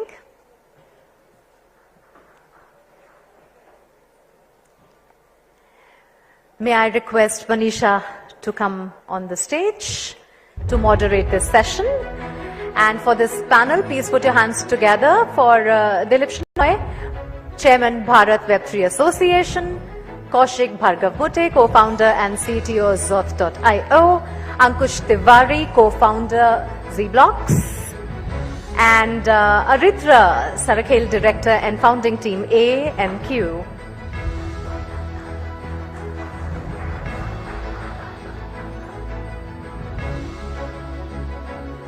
Mukta, thank you. And what great conversations have we had earlier already, and so much strong stuff done. And Mr. Shenoy, let me start with you because you had something to say, and Indore clearly seems to be bubbling, buzzing with joy right now. We've seen great numbers right now. what is your sense on what needs to be done? You said you've done something for Indore as well, with Indore as well. Let's start with that first. Thank you, Manisha. It's great to come back to the city here. So the year was actually 2004, right? And there's a lot of money which the automotive industry had was sitting in the government. So we proposed setting up of automotive testing centers across the country. And one of the projects that got approved, and specifically, was the nut tracks, which is at Pithampur. That was a very specific contribution that I actually had the privilege of steering for this great city. And I can tell you, for those of you who have come today, the Indore of 2004 and 5 was slightly different than the Indore of today. If I remember, there were 3 hotels, right? And when we did the SAE engineering, the race there, it was a huge challenge there. And we actually made Pithampur, and a lot of people will not know, before 2004, they used to say there are 4 automotive hubs in India. After 2006, it became 5 with the inclusion of Pithampur. I know it's a different district, it's Dhar district, but now it comes under the greater metropolitan area of Indore there. And I just wanted to share that story with you. So since you're talking, and let's keep you talking for some more time. So when we talk about entrepreneurs, we've seen, as the numbers have been thrown at us, we've seen startups increase, we've seen entrepreneurs come in as well. So when you talk about Bharat Web, what are the numbers that you're looking at? What is that you'd work with in sense of entrepreneurs as well? And what is your sense of investments, fundings, increasing numbers that we're seeing? Okay, so, Sumit has, of course, gone to see of the mayor, but, Sumit talked of a number of 450, right? I think also. But that was a NASSCOM report of 2022. Our estimation, and we're going to publish this figure very, very shortly, is that there are already over 900 plus, I think there are over 1,000 plus startups here that we've managed to identify. And I was talking to, the co-panelists here, right? And I learned of at least 20 other startups that I know were not in that list. So Ankush really, he added that. So I think even Aritra or everyone else will add. So there's a huge lot of potential here. The other thing, everybody believes that the funding to this sector has dried up. But if you look at the Emerging Technologies Index and you look at the study which has just recently been released by them, close to $1 billion, right, has been invested in this space in new startups, which is greater than e-commerce and a lot of other sectors that we think are important, right? The third thing that is happening here is all Web3 companies, right, including CoinDCX, have set up investment arms who fund up to, $100,000, etc., for startups. Every chain company, layer 1 chain company or layer 2 company, everyone has a funding to give to startups. And if you use their technology, right, and you find a use case, no matter if you're located in Indore or any other place in Madhya Pradesh or Delhi or Bangalore or Mumbai, you have the opportunity to get funded, right? Everyone talks about the 1.1 trillion thing, right? Now, what Aditi Little has said is that you're going to see this Web3 technology being about 10% of the GDP in 3 to 4 years, right? And every company, right? So if you look at Peter Diamandis, who's of Singularity University, he says that there will be 2 types of companies, one that will use AI and others who are dead. I think in the Web3 space, there will be companies who use Web3 or they are not competitive. I won't say they cease to exist, that's going not his stature, but I believe that will actually happen. The other thing is that blockchain and AI are complementary. In fact, they both feed into each other.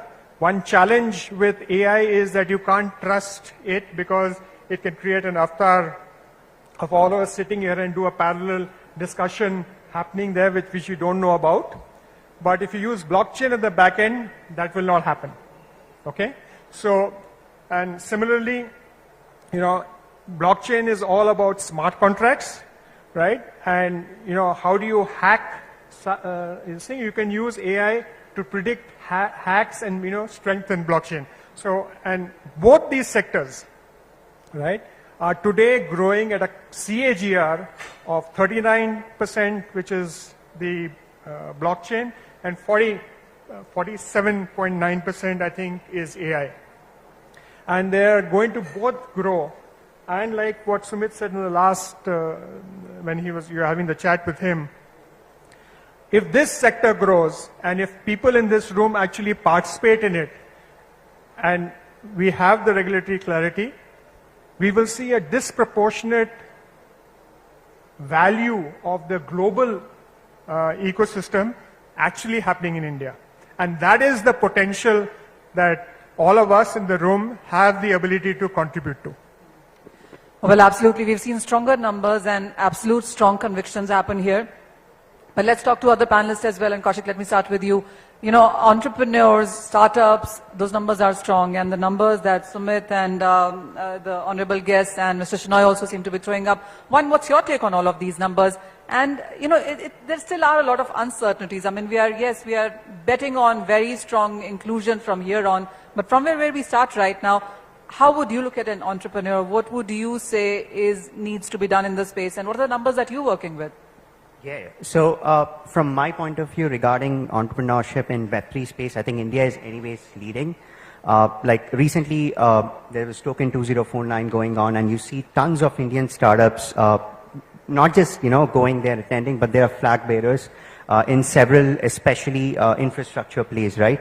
I think that is what I would bet on. India has one of the biggest talent hubs, like people who have built, people have achieved things like Polygon did and even CoinDCX as well. But that is, I guess, one of our core strengths to build infrastructure, and Web3 as a technology itself is heavily banking infrastructure, right?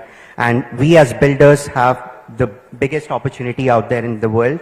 And of course, use cases, as I mentioned, use cases will definitely come up, which is again separate issue.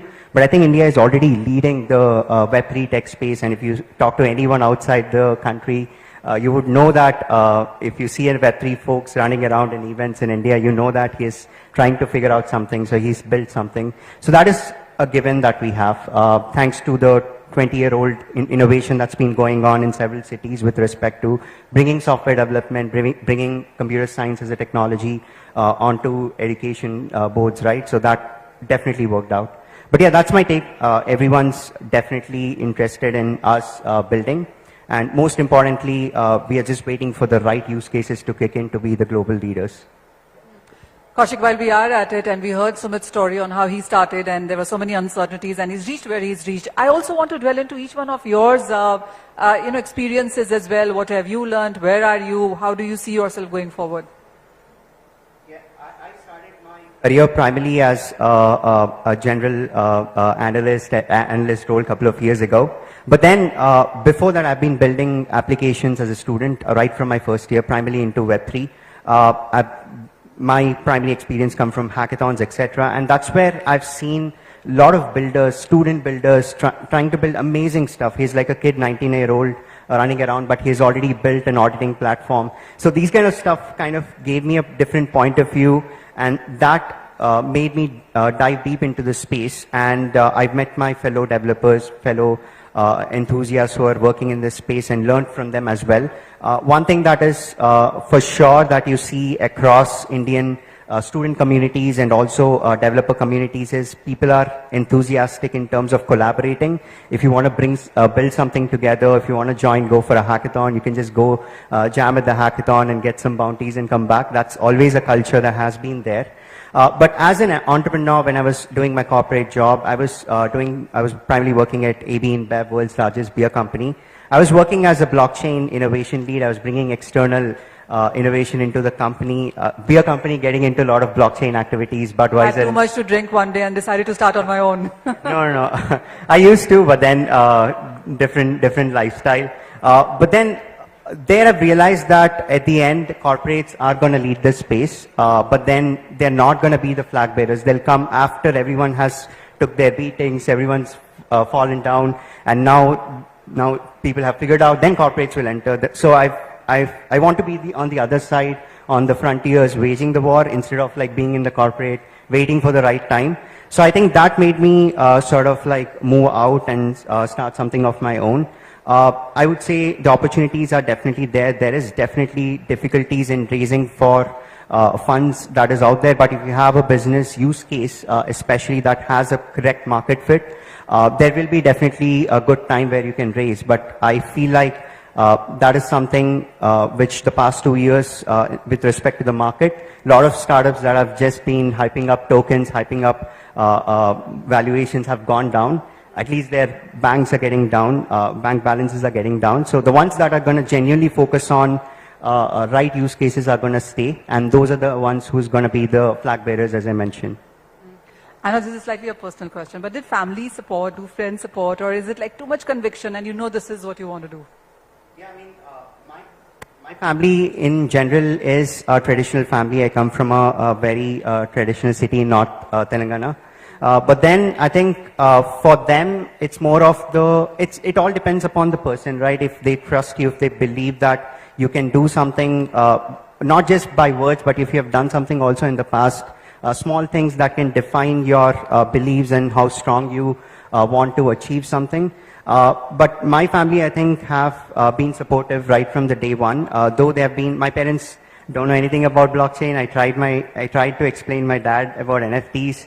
But then it was a difficult conversation. But overall, I think when you see results, it's not like you spend 1 year and you don't see anything, right? You see some results, you see some momentum. I think sharing those small achievements with them kind of keeps them happy as well. And that's what I'm banking on.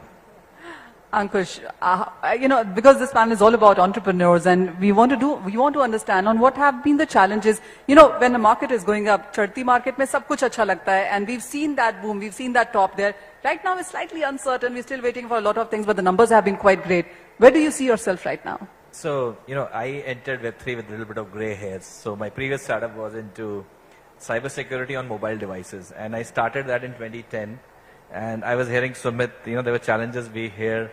I heard challenges, when I was hiring. I started entrepreneurship journey very early, like 2006-07 in India. And first challenge I faced when I was hiring people, and I had to consult their parents also, कि यार मेरा बच्चा आपकी company join करेगा, इसकी शादी करानी है मुझे.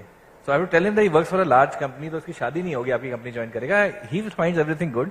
So trust me, I had to consult parents that, your son is safe with me and he will have a career with my company. So coming from that, previous company was into Mobilia, where we did cybersecurity on mobile devices. 2010 started very early. Again, nobody gave us a year, but we proudly claim that today we are on every Android device that ships across the globe. The security is enabled by us on that. So I exited that company in 2018, and I was looking up what next. Did my handcuff period post acquisition. And we coming from strong enterprise backgrounds, Web3 was very fascinating for us. Here there's a lot of potential, and when we looked at closely, we always found there is a lot of potential in this tech. But I think in the enterprise system, it is still waiting for the next year, every next year to arrive. And when we looked at closely, our thought was, I think you have to look at an ecosystem build-up phase, and I love what Sumit said. There's an infrastructure build-up phase that is happening. And we builders, we jump onto the use cases very early. I think today we are a more digital nation or a digital generation than whatever we were at any point of time, right? So everybody wants to think about what is the use case on top of this, right? Now think about when Intel was getting built, the processor. Did anybody thought that a Mac could run on it and a Windows could run on it, and what you could build on a Windows or a Mac or an Android that today runs, right? I mean, they are pretty much different architecture. No chipset company would ever thought that somebody could an Airbnb on top of that and there could be something running on cloud. See, this is not think about the people who are building an infrastructure, right? So we are building infrastructure. We don't think what people can build on top of blockchain. All we need to make sure is that today the tech needs to be decentralized. It's super critical that tech needs decentralization. And if you look at, I think the world is getting decentralized. The world is getting deglobalized. The supply chain disruption of COVID told every country, try to become as independent on supply chain as possible. We are seeing the countries getting decentralized. Indore having such a phenomenal startup ecosystem. It's decentralization of tech startup happening within the country. That's when the scale happens. That's when the larger benefit for the ecosystem happens. That's when the larger benefit of humanity happens. Now today tech is pretty much controlled by very few players. Do you think it should be like that? Does anyone think? You know, you are using the internet or internet is using you. I think it's a very difficult question to answer. People in the tech don't know whether internet is using or you are using the internet. So Web3 infrastructure today is giving you surety that tomorrow you know that you are using the internet and internet is not using you. So right now we are building the infrastructure layer. I think we will enable the right developers, people who can think use cases. They will think about 50 use cases that probably at the infra layer. I don't think any Intel engineer thought about an Airbnb or any cloud company inside Microsoft or Amazon thought about an Airbnb, right? That's the use case builders that came. Our job is to ensure the right infrastructure is there, and that's the gap we identified when I started in this. So we are building the infrastructure for the larger dev ecosystem to build at scale, to enterprises to adopt at confidence, because in the consumer, when you're offering to a consumer a thing here and there can work, imagine an insurance company doing few transactions wrong, that has very large implications and security going wrong. So that's the gap we are filling in, coming from cybersecurity backgrounds, enterprise backgrounds. So that's the platform we are building. We say we are building the decentralized platform on top of multiple chains for people to build use cases easily. And I think the recent phenomenon of AI, right? I mean, we all are in the AI hype. But I think AI all has changed is there is a dev tool that has come in between, right? I mean, the NVIDIA was always there. The GPUs were always there, but the Bard and OpenAI has just made the thing. I mean, still, we are waiting to hear where the next scalable app is going to get built on. If anybody knows, I would love to hear. But still, the builders now, they will build. Now, it's not the job of OpenAI to think about the use cases. The use cases will come from people sitting in this room or people thinking apps. And we as infrastructure, we just have to enable that, and that's what we are doing. All right, Aritza, to you then, and we meet again. Meet again. But the last time we met, we didn't hear on how you started or how you got into the space. And again, same question to you. Where do you think we are right now? What are the challenges that the street is facing? The way I started was, I think a lot of founders hated us because we used to do investigations into the crypto crimes back in 2015-16. I used to be with Economic Times those days. So that's when I realized what was happening in India. Those were the wild west of crypto back then. People were creating ATMs where you could trade rupee and Bitcoin. All of those things were happening in Bangalore. But from that till now, I think a lot of things have changed. I was on the opposite side of the ecosystem, right? I was in another exchange doing the same thing before we decided what can be done in India in a much more structured manner, because we keep hearing that you can't do a lot of decentralized businesses in India, which I think is wrong. If you know how RBI works, Reserve Bank of India, RBI is more decentralized than most of the crypto companies I know. I mean, when RBI comes with the decision making, it comes through 3 layers of panels and all of that, right? But what has changed in India, and this is very important to understand if you're getting into crypto, some of us have been in crypto from 2014, 2015, divide crypto into money crypto, divide crypto into tech crypto. The day you understand the difference between these two, you'll be able to build a good business in crypto. Money crypto includes, companies like us, ANQ, CoinDCX, and other companies. Then you have tech crypto. Tech crypto includes your blockchains, people who actually build the core infra or the core tech behind it, right? Right now in India, for what we have seen, exchanges did a commendable job. Even, I think you mentioned about token 2049, right? Massive event, right? It was a massive event which happened in Singapore. Look who was sponsoring the event. It was again exchanges. It was again the business part of crypto who was sponsoring that, right? That tilt needs to change and go into much more into the infra layer crypto firms, which still hasn't been able to build businesses on top of it. They're still great technology firms, but there's no business has been built on top of it.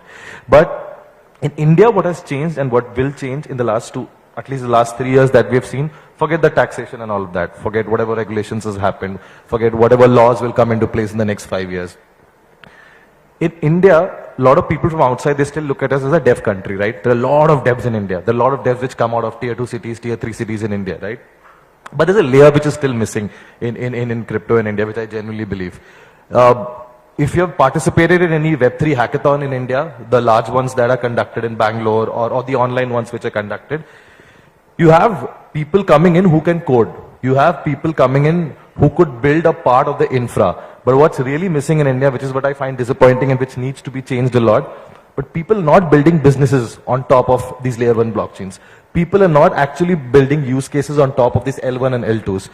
There is still a small layer missing in terms of, this is where it's important that people like you, people like us, go back to these hackathons and tell them what to build. Imagine, these are 16, 17-year-old devs, right?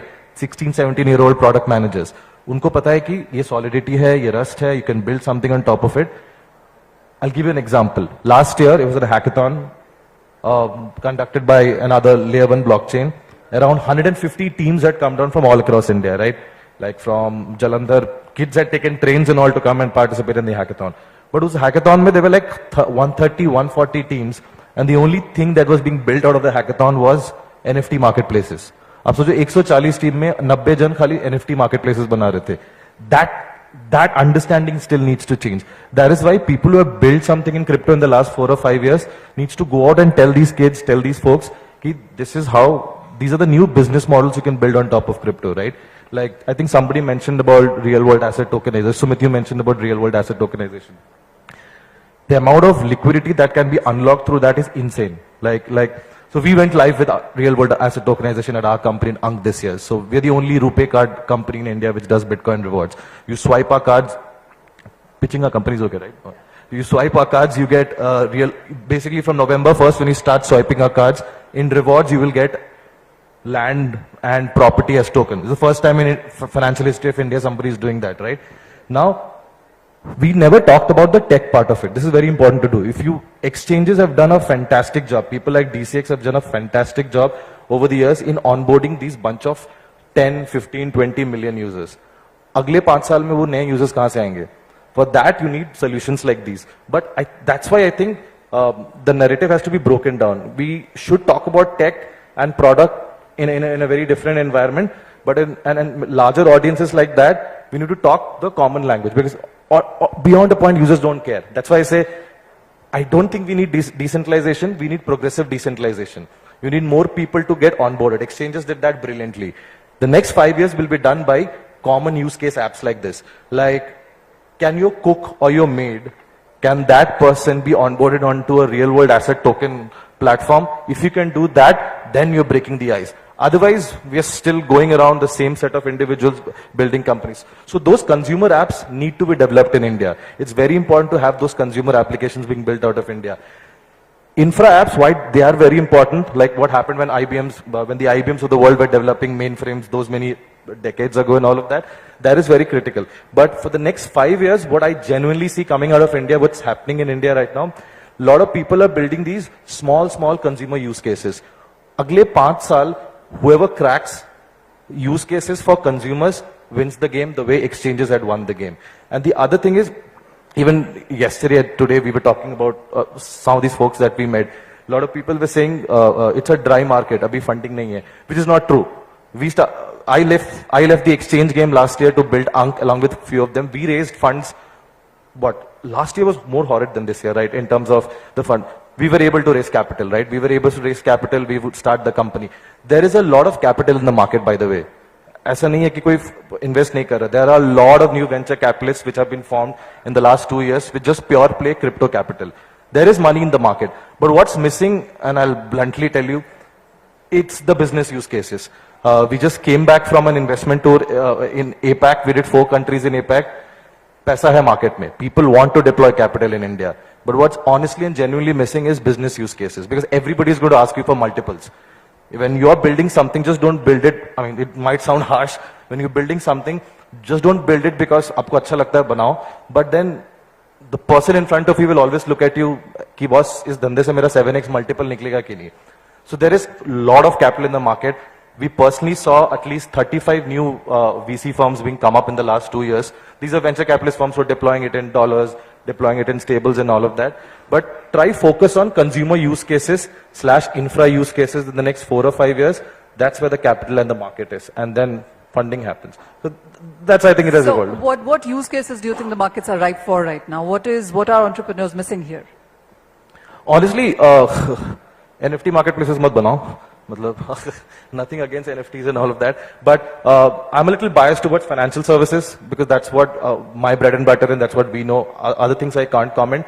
But there are 3 particular areas that I have seen massive interests. If you're building something on top of a chain in terms of a DeFi application, like when I say DeFi, decentralized finance, of course, that's what Google throws you up. But if you can build financial applications on top of blockchains, there's a lot of capital there. Then the custody service market, you go and talk to any bank in Asia. आप Vietnam जाओ, Australia जाओ, आप Singapore जाओ, कोई भी traditional आप bank से बात करो जाके, every bank now needs a custody service solution. वो custody service कौन बना के देगा उनको? Custody service is wallet and a lot of other layers on top of it, right? So that's another market. Third, I still think it's a huge use case for a country like India and countries like Vietnam and Thailand and all. There are a lot of small banking companies in India, NBFCs जिसको बोलते हैं, right? Non-banking financial institutions. अब NBFCs भी कहीं से पैसा उठाती है, right? They're also banks, they also need capital which needs to come from somewhere. So there's a lot of capital which is being pushed to NBFCs. They are raising capital in the form of stable coins, like USDC हो गया, USDT हो गया. So a lot of these non-banking companies in Asia are raising capital. So there are a lot of companies who are building stable coin based companies जो capital push करके इनको liquidity दे रही है. And the third, I think some of us through Web3 Bharat are doing a lot of work in multiple state governments.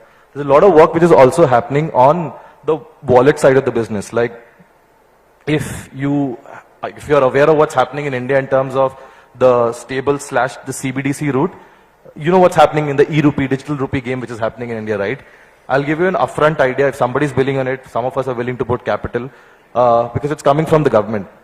There is no wallet play. Like, remember what happened with the Paytm wallet game, right? Paytm ने जब अपना wallet निकाला था, that played a huge role in taking the fintech journey forward. CBDCs के लिए कोई wallet नहीं है. Banks are doing what RBI has told them to do, right? But there's no wallet which is being developed by companies. So that's another game.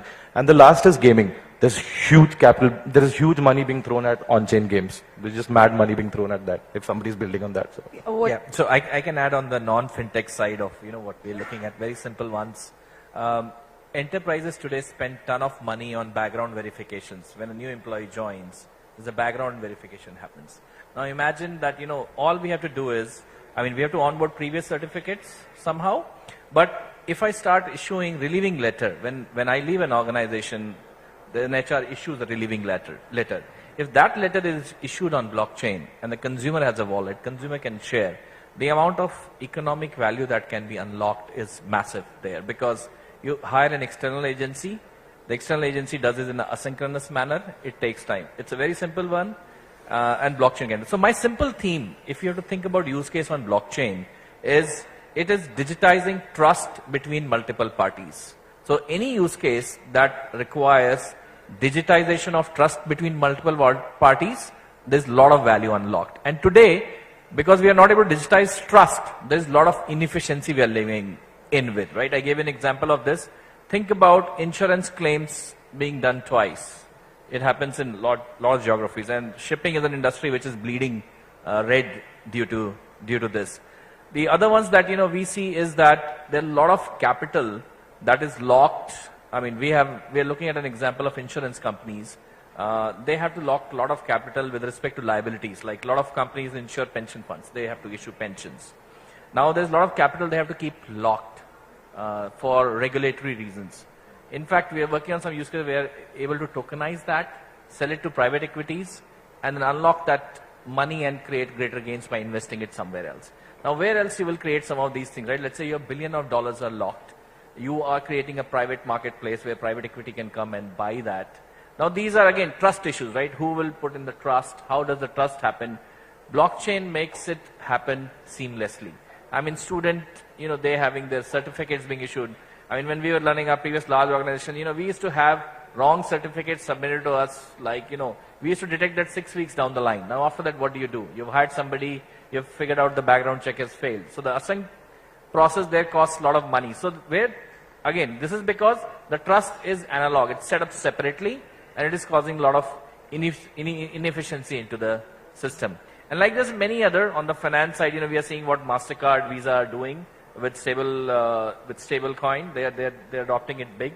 So if there are any signs that whether blockchain is going to happen or not, I think that's not the question. And it's all about how easily we can build use cases on top of it. And another hot one that we are working on, I'll tell you, is about carbon emissions. Right? How do you track carbon emissions? Now, as per the standard bodies, there's scope 1, scope 2, scope 3, which goes beyond your enterprise. Now, this is a tradable asset at the end of the day, right? I mean, people are going to tokenize carbon emissions very, very soon. So how do you track? How do you make it transparent? How do you make these fungible with respect to what they are? I'll give you a very good example. I was talking to the CDO of Semcorp. It's a very large energy company based out of Singapore. He says, we generate X gigawatt of only green power. And when we say the benefits that are claimed, there's a multiples of X. We didn't even generate those money that people took the credits for.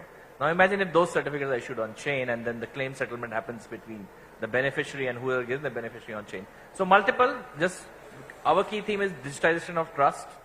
We are just enabling that there's a platform which people can build easily on top of that, build these kind of use cases, connect to enterprise databases, connect to securely to enterprise things and build these use cases is what we're doing. There's plenty of those, yeah. Absolutely. We'll come back to you. We'll come. Kaushik, are you adding to the list? Yeah, I mean, so we are building into the stablecoin economy, so I have a lot of points to add. But generally, if you look at the use cases part, right? If you look at technology in Web3, it can be scaled everywhere. People sitting in, I know great developers sitting in like Ghana, etc., building, but that's not the case with use cases. You have to think like a traditional fintech. You have to think like a traditional business. You have to have your Excel sheets running your numbers down. And that is only going to happen if you're regional focused, if you're targeted. Suppose if you want to do tokenization in India, NBFCs is one of the great use cases, but there is also regulations where if you bring in external money into India, there are lock-in periods where you can't take it out. Now, how would you have to work with the regulators to solve these problems. Someone developing code in US won't help you out. So I think a traditional mindset to solve actual use cases in Web3 is coming up. RWA, real world assets, is getting shape right now, and people are looking at divide and conquer. There are companies like OpenEden who are doing treasury bills. There are companies who are doing trade finance. There are companies specifically focused on carbon credits. So I think it's more of the mighty fintech strategy playing out in Web3. But this is on the one side, right? This is on the side of actual use cases. But on the technical side, it's the Wild West again. You see people everywhere developing different things. And that is how research has been done. Like internet has been built like that. You don't have restrictions, but the use cases on internet are geographically restricted. So I'm betting heavily on RWAs and stablecoin economy. We've seen great use cases coming out of countries whose currency is depreciating. There's a lot of value add there. And also, I'm betting a huge value on technology, India being one of the biggest technology players. But I think for us, I would say solving the local problems with the stablecoin economy and tokenization would be the critical path to achieve that first better use case for crypto. Mr. Shana, you heard them all, and we have a long list of use cases right now. What would you say that we are lacking? Why haven't we able to build this strong one? Two, while we're talking about India cases here, when we talk about smart contracts and use cases, it usually is you're attending to a global system here, and there are various jurisdictions here. So that's another layer of problem there. How would you look at all of this? No. So, I actually, it's like, give people, you want to feed a hungry person, you can actually give him fish or teach him how to fish, right? So for the young guys here, what I'm really looking at, okay, is how do you identify what you could use this technology for, So, like, we'll be about 19 billion in the blockchain industry next year. Like I said, 46.4% growth. But how are the real use cases? So the three principles you need to look at. First, and one of them was mentioned by Ankush, so I'll rephrase it there. First is, are there multiple parties who need to access certain kind of data? If the answer to that is yes, okay, it could be any data. They talked about, you talked about financial and you talked about enterprise. The second is, do partners in that value chain need to have access to that data and know the history of transactions, right? For example, if I'm a hospital and this was used during COVID time, how do I guarantee that the vaccine that I took actually met the cold chain requirements? It is actually solved by blockchain, okay? Because a lot of people needed to see the data. And this is the most interesting thing. All technology startups have attacked the inefficiency and the wastage in the current system. So when you're looking at blockchain, what is that? Is the current way of sharing data lengthy? Like, Ankush talked about your certificate. Is it costly? Right? More importantly, is it centrally controlled and hard to trust? Can we make it decentralized and easy to trust? So if the answer to these three questions is yes, then you need to look at scale. There's no point in being a big fish in a small pond. You'd rather be like, I'm just paraphrasing Sumit, you want to be a big player in a big industry and automatically you'll grow. And, you got to think of the value of the use case. You can't just say this use case looks good, so I'm going to do it. You have to think of the value of the use case, the partners you need to share data, right? And the value you hope to drive.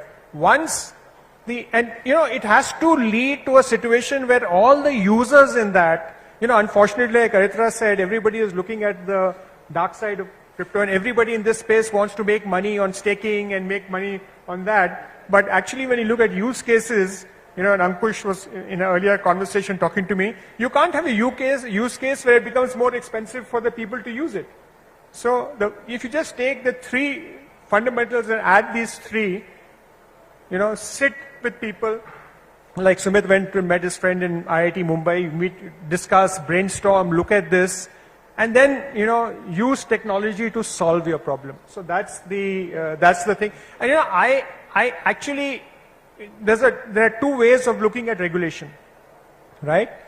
There is very little block in using such technology to solve real world problems if you don't want to trade and do the other part of crypto. But for the developers to get value, you need that and you need guardrails in order to come in. But if municipal corporations like Indore, which I mentioned that thing, you look at the thing, how many shops and establishments are there in Indore? Do you have any idea? What if we put all of that on chain? No inspector has to go anywhere. No thing. You just look at, you guys just look out and you'll get this whole thing. So I think, yes, there are regulatory challenges, but the regulators, and if 30 cities in India or 40 cities in India and 10 state governments start doing this, then there'll be huge pressure on the other stakeholders to create a regulatory framework going forward. Well, absolutely. So the value of the use case and the cost of the use case, those two different things is what needs to be matched at. So one quick round and one line answer really, and Kaushik, starting with you. So what would you advise an entrepreneur who is into blockchain Web3 right now? You have to think like a good business. Don't go after tokens. Don't go after the core 2021-20 business styles. Think like the ones that put India's name overhead, right? Like the great fintechs. Think like them. Value your business numbers. Value your roadmaps, and build a proper business. Because tech, anyways, anyone can do. I would say that is the time, and there will be a good time for fundraise as well, and whoever stays will be funded. Okay, so that leads you to not work for anybody, work for yourself. I'm going to come to you in the end. Yeah, so my take would be identify where you are playing. Are you playing in the infrastructure layer or are you playing in the app layer? So if you're playing in the infrastructure layer, make sure that you identify the problem, the pain point, be the painkiller in the infrastructure that you're solving, and trust me, there are many that you can solve. And if you're in the app layer, think about the use case, think of the scale, and think about what you're building and what's the solution you're giving to the consumer with the right economic value is very important. Make sure that you're putting only that on chain which makes sense to put on chain, and that's when you'll derive the right economic value. So classify there, identify your space, and build in that. Yeah. Know your strengths, know the use cases, know your scale, have a vision. Stop using keywords like AI and blockchain. Trust me, it will only get you funding so far. Stop making a fool out of yourself by using those things. And देखो ये cool लगता है सुनने में कि startup बनाना है, धंधा बनाना है, fund raise करना है, and all of that. Just sit alone at night one day and just ask yourself, can you do this for the next bloody 5 years of his life? Leave your friends, family, everything. If you can do that, come into this business. It all looks cool and all on television, but if you can really solve a problem for 5 years through hell, through hope, through regulations, non-regulations, then come into the business. And we're all there. We'll help. Oh, absolutely. I mean, this is the exact way to do it. What's your advice? Where do you get funding from? All of them tell us, have an idea, have a proper use case, and the world is yours. Where is the funding, and what would you advise? So, funding, like Aritra mentioned, right? And I talked about those, 900 million that came in over e-commerce, fintech. Imagine, this sector got more funding than fintech in the emerging technologies index, right? So I believe funding is there. Every layer 1, layer 2, every exchange, I think every player in this space has set up a fund to fund at least what you want to do in your startup space. Maybe not necessarily, beyond that, so that funding is actually available. I want to leave you with, so not one line, 3 quotes, right? And they all are from Mahatma Gandhi. The first one is in the current thing that an ounce of patience is worth more than a ton of preaching. This is a time where you need patience. Like Sumit said, we have actually done a lot more in the last 2 years than we did earlier. Put your head down, be patient, and look at it. The second thing is, you can scale if you take decisions on what you need to do. Again, Mahatma Gandhi said this, thinking of the last person in the line. Okay? And if you can solve for that, your business case is automatically there. Smart money is just one example. Sorry to take you back to the... And the third one, which is important for this group, is that a small group of determined people can change the fortune of this industry. I've paraphrased it. He talked about the world, etc. But all of you together, 1 plus 1 plus 1 plus 1 is 1,101, not 4. We can actually change this and make it so big and so powerful that, actually I'm sticking my neck out, but we can become a developed nation faster than what most people and surprise the world. Well, those are very strong words. Thank you, entrepreneurs, for sharing your life journey with us, and of course, advising our new entrepreneurs as well on what really needs to be looked at. Thank you so much. This has been an amazing panel. Thank you.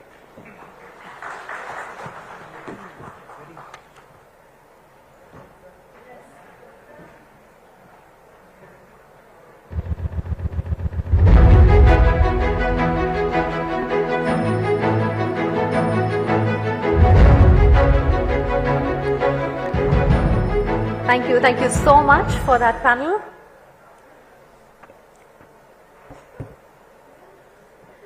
I think a lot of you who have been hearing the experts talk, I think now you can take out your lean canvases and start filling them, because आज की master class बहुत अच्छी हो गई. All of you got ideas on what can be developed and what are the pain points and what are the challenges. So yeah, take out your lean canvases and start filling in. All right, time now for the final panel of the evening, titled The Tokenization of Real World Assets. Aritra already spoke about it briefly, but we will now speak about it at length. In our last session tonight, we shall delve into a groundbreaking concept that's reshaping how we perceive and manage tangible assets. This innovative process involves converting physical assets such as real estate or commodities into digital tokens on a blockchain. Well, to discuss this and more, may I please invite Manisha once again to the stage to moderate the session, and joining her, her panel of experts. Please put your hands together and welcome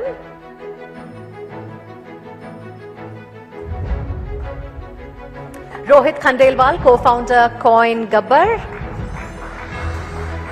Pranav Maheshwari, Senior Solution Architect, Edge and Node Core Dev of the Graph Protocol. Big round of applause. Ashish Anand, co-founder and CEO of Brew Finance and founder World. Ravikant Agrawal, Director of Growth Polygon, joining virtually with us. And Pranav Pagaria, VP Finance, Strategy and Tax, CoinDCX.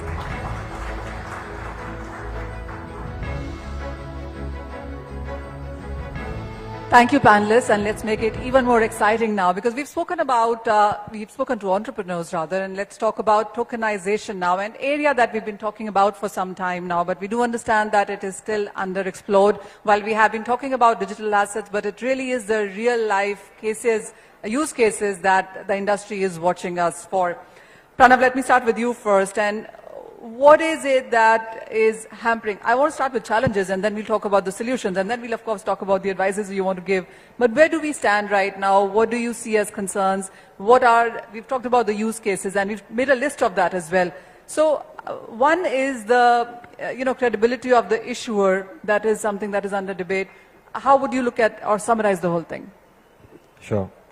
So, from a challenges perspective, specifically talking about the real world assets tokenization,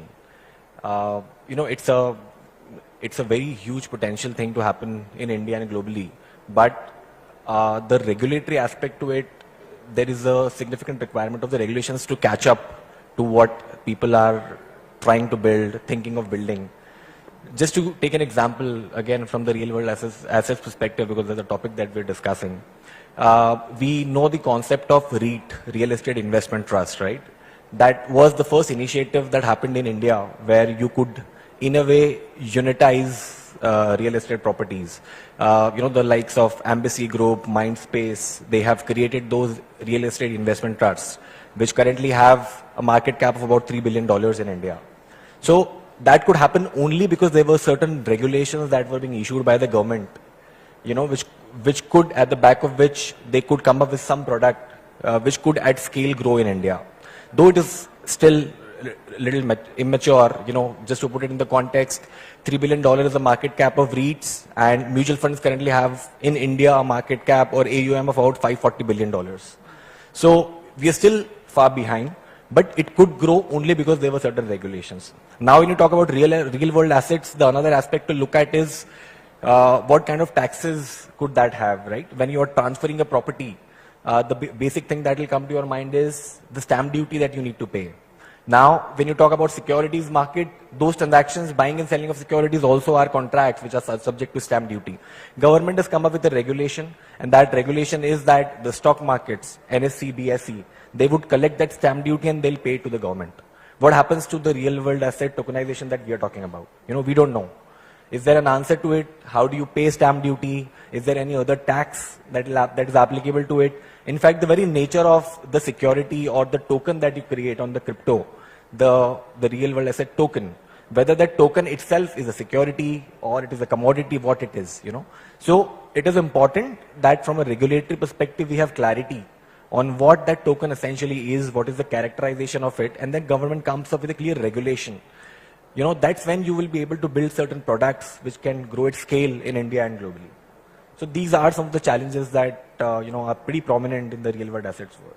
So before I move on, there's a lot of work being done in tokenization. So how is it being worked even in absence of all of these regulatory clarity? So I think, what people really build in at a small scale in a gray market, in a gray area, is based on certain interpretations that they take, and they feel that the government will stand by them.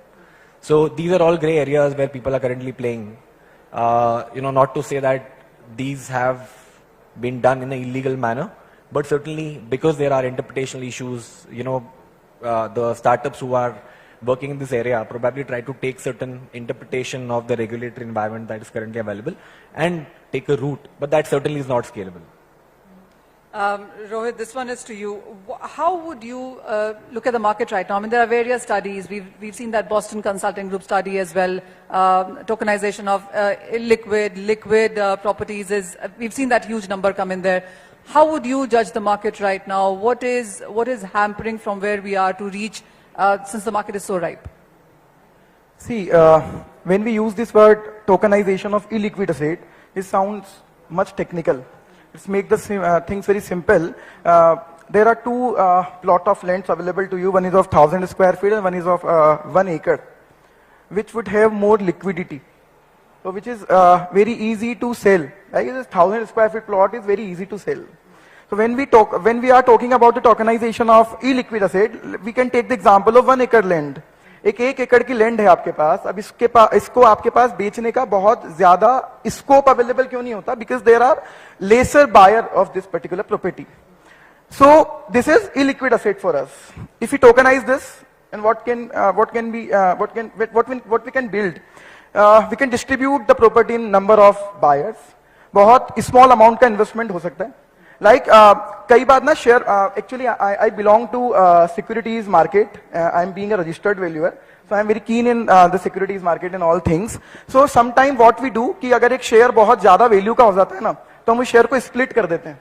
10 रुपए face value का share अगर 1000 rupees का हो गया, we do it 10 share of ₹1 each, तो वो share ना 100 rupees का हो जाता है. सो एक्सेसिबिलिटी बढ़ जाती है और उस वजह से लिक्विडिटी बढ़ जाती है, उस वजह से उस शेयर की वैल्यू भी बढ़ने लग जाती है. सो जब हम इलिक्विड असेट्स का टोकनाइजेशन करना चाहेंगे, so definitely liquidity would be there, accessibility would be there, and definitely the value would definitely rise. So tokenization can solve many problems, और सबसे बड़ी प्रॉब्लम तो ये जो इन्वेस्टर्स अभी नहीं कर पा रहे इन्वेस्ट और वो गेन अचीव नहीं कर पा रहे. So tokenization can help even to the investors to invest in the market. You know Rohit, हमारे पास प्रीवियस सिटीज स्टेट्स में ऐसे लोग भी आके बोले हैं कि आप एक प्लेन ओन कर सकते हो टोकनाइजेशन के हिसाब से. मूवीज हमने बनते हुए देखी हैं टोकनाइजेशन के तरीके से, तो काफी सारा काम तो यहाँ पर हो रहा है. What is more that needs to be done? Why is it not more prevalent? What is stopping that? Actually, when we talk about this topic, that why we are not able to grow like the stock market, तो definitely हम ना stock market से compare करते हैं तो हमें भूल जाते हैं कि market बहुत पुराना है और regulator बहुत पुराना है. 1992 में हमने सेबी को start किया था और डीमैट अकाउंट 10 करोड़ हुए हैं आज तक. As compared to that, अगर आप देखोगे कि क्रिप्टो करेंसी के इन्वेस्टर कंपेरेटिवली आपको ज्यादा मिलेंगे. So we are growing, लेकिन हम कंपेयर किससे कर लेते हैं? स्टॉक मार्केट से. वो बहुत मेच्योर मार्केट है, वहां रेगुलेटर है, वहां बहुत ज्यादा रेगुलेशंस अवेलेबल है, और यहां पर सबसे बड़ा थ्रेट यही है that we don't have regulator as well as the regulations. सो सबसे पहला एस्पेक्ट जो आना चाहिए माइंड में वो ये कि एक रेगुलेटर आए और एक रेगुलेशन आए, सो दैट सबसे पहले कॉन्फिडेंस आए लोगों को और फेयर मार्केट हो पाए. So problem is the regulation as well as of the regulator. So इस वजह से चीजें ओपन नहीं हो पा रही हैं. और इवन क्रिप्टो प्लेयर्स क्या कर सकते हैं? What we are doing at the platform of coin Gabbar, the thing which should be done by the regulator like SEBI, we are doing it. We are doing like we are helping to the regulators कि हम market को transparent बना रहे हैं. हम research करते हैं अलग अलग क्रिप्टो प्रोजेक्ट्स की, और उस क्रिप्टो प्रोजेक्ट्स में हम उनको ये एडवाइस दे पाते हैं कि हमको इन्वेस्ट करना चाहिए, नहीं करना चाहिए, weather it is value of buying और नॉट. सो क्रिप्टो प्लेयर्स भी इस तरह के प्लेटफॉर्म्स क्रिएट कर सकते हैं सो दैट इन्वेस्टर्स को कॉन्फिडेंस है, इन्वेस्टर इस बारे में सोच पाए कि यहां पर इन्वेस्ट करने से मुझे डेफिनेटली वैल्यू मिल सकती है, इन्वेस्टमेंट पर ग्रोथ मिल सकती है. अदरवाइज तो हमें यही लगता है कि फ्रॉड होगा. What layman is thinking about the crypto industry कि यार पैसा अटक ना जाए, फ्रॉड ना हो जाए, इलिक्विड ना हो जाए. So the main problem is of transparency end of the regulation. But अगर हम उन दोनों एस्पेक्ट को छोड़ दें, जो definitely in the down line like 3 to 4 years we would definitely witness all the rules and regulations. Still the industry is growing, it is speed, but don't compare it with the stock market. It is very mature market nowadays. All right, Ashish, this one is to you. So while we've spoken about Brew and Whirl, and there's a lot of work being done here, especially with a very stakeholder such as farmers. So what is the number that you have worked with right now? How much is being done? how did you come around doing this is something that we would want to know first of all. Sure. Thanks, Manisha. Thanks, CoinDCX and Forbes. So real world tokenization is certainly great to see this panel. I was at Token 2049. And in last 7 years of my participation in the blockchain industry, this is the first year I saw so many RWA tokenization panels over there, side events which were all about RWA. So the shift is happening. So finally, after so many years, we are seeing that so first wave of actually tokenization or RWA started in 16, 17. Centrifuge came, Propi came. We started building in 2018, came up in 2019, and so a bit after them. Nobody had like, okay, this is something they are doing. It is a side part of it. It will happen, may not happen. But what changed is the time when 5% yield, the treasury bonds came on this platform.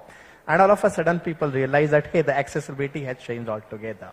So when that shift has happened, I believe that this is right now, we are at the time when finally we will see that RWA will go up and up. And so that was an idea which came at that point of time, that how do you mix or how do you merge crypto world or blockchain world for real world usage. And we started building in 2019, brought our product in 2020.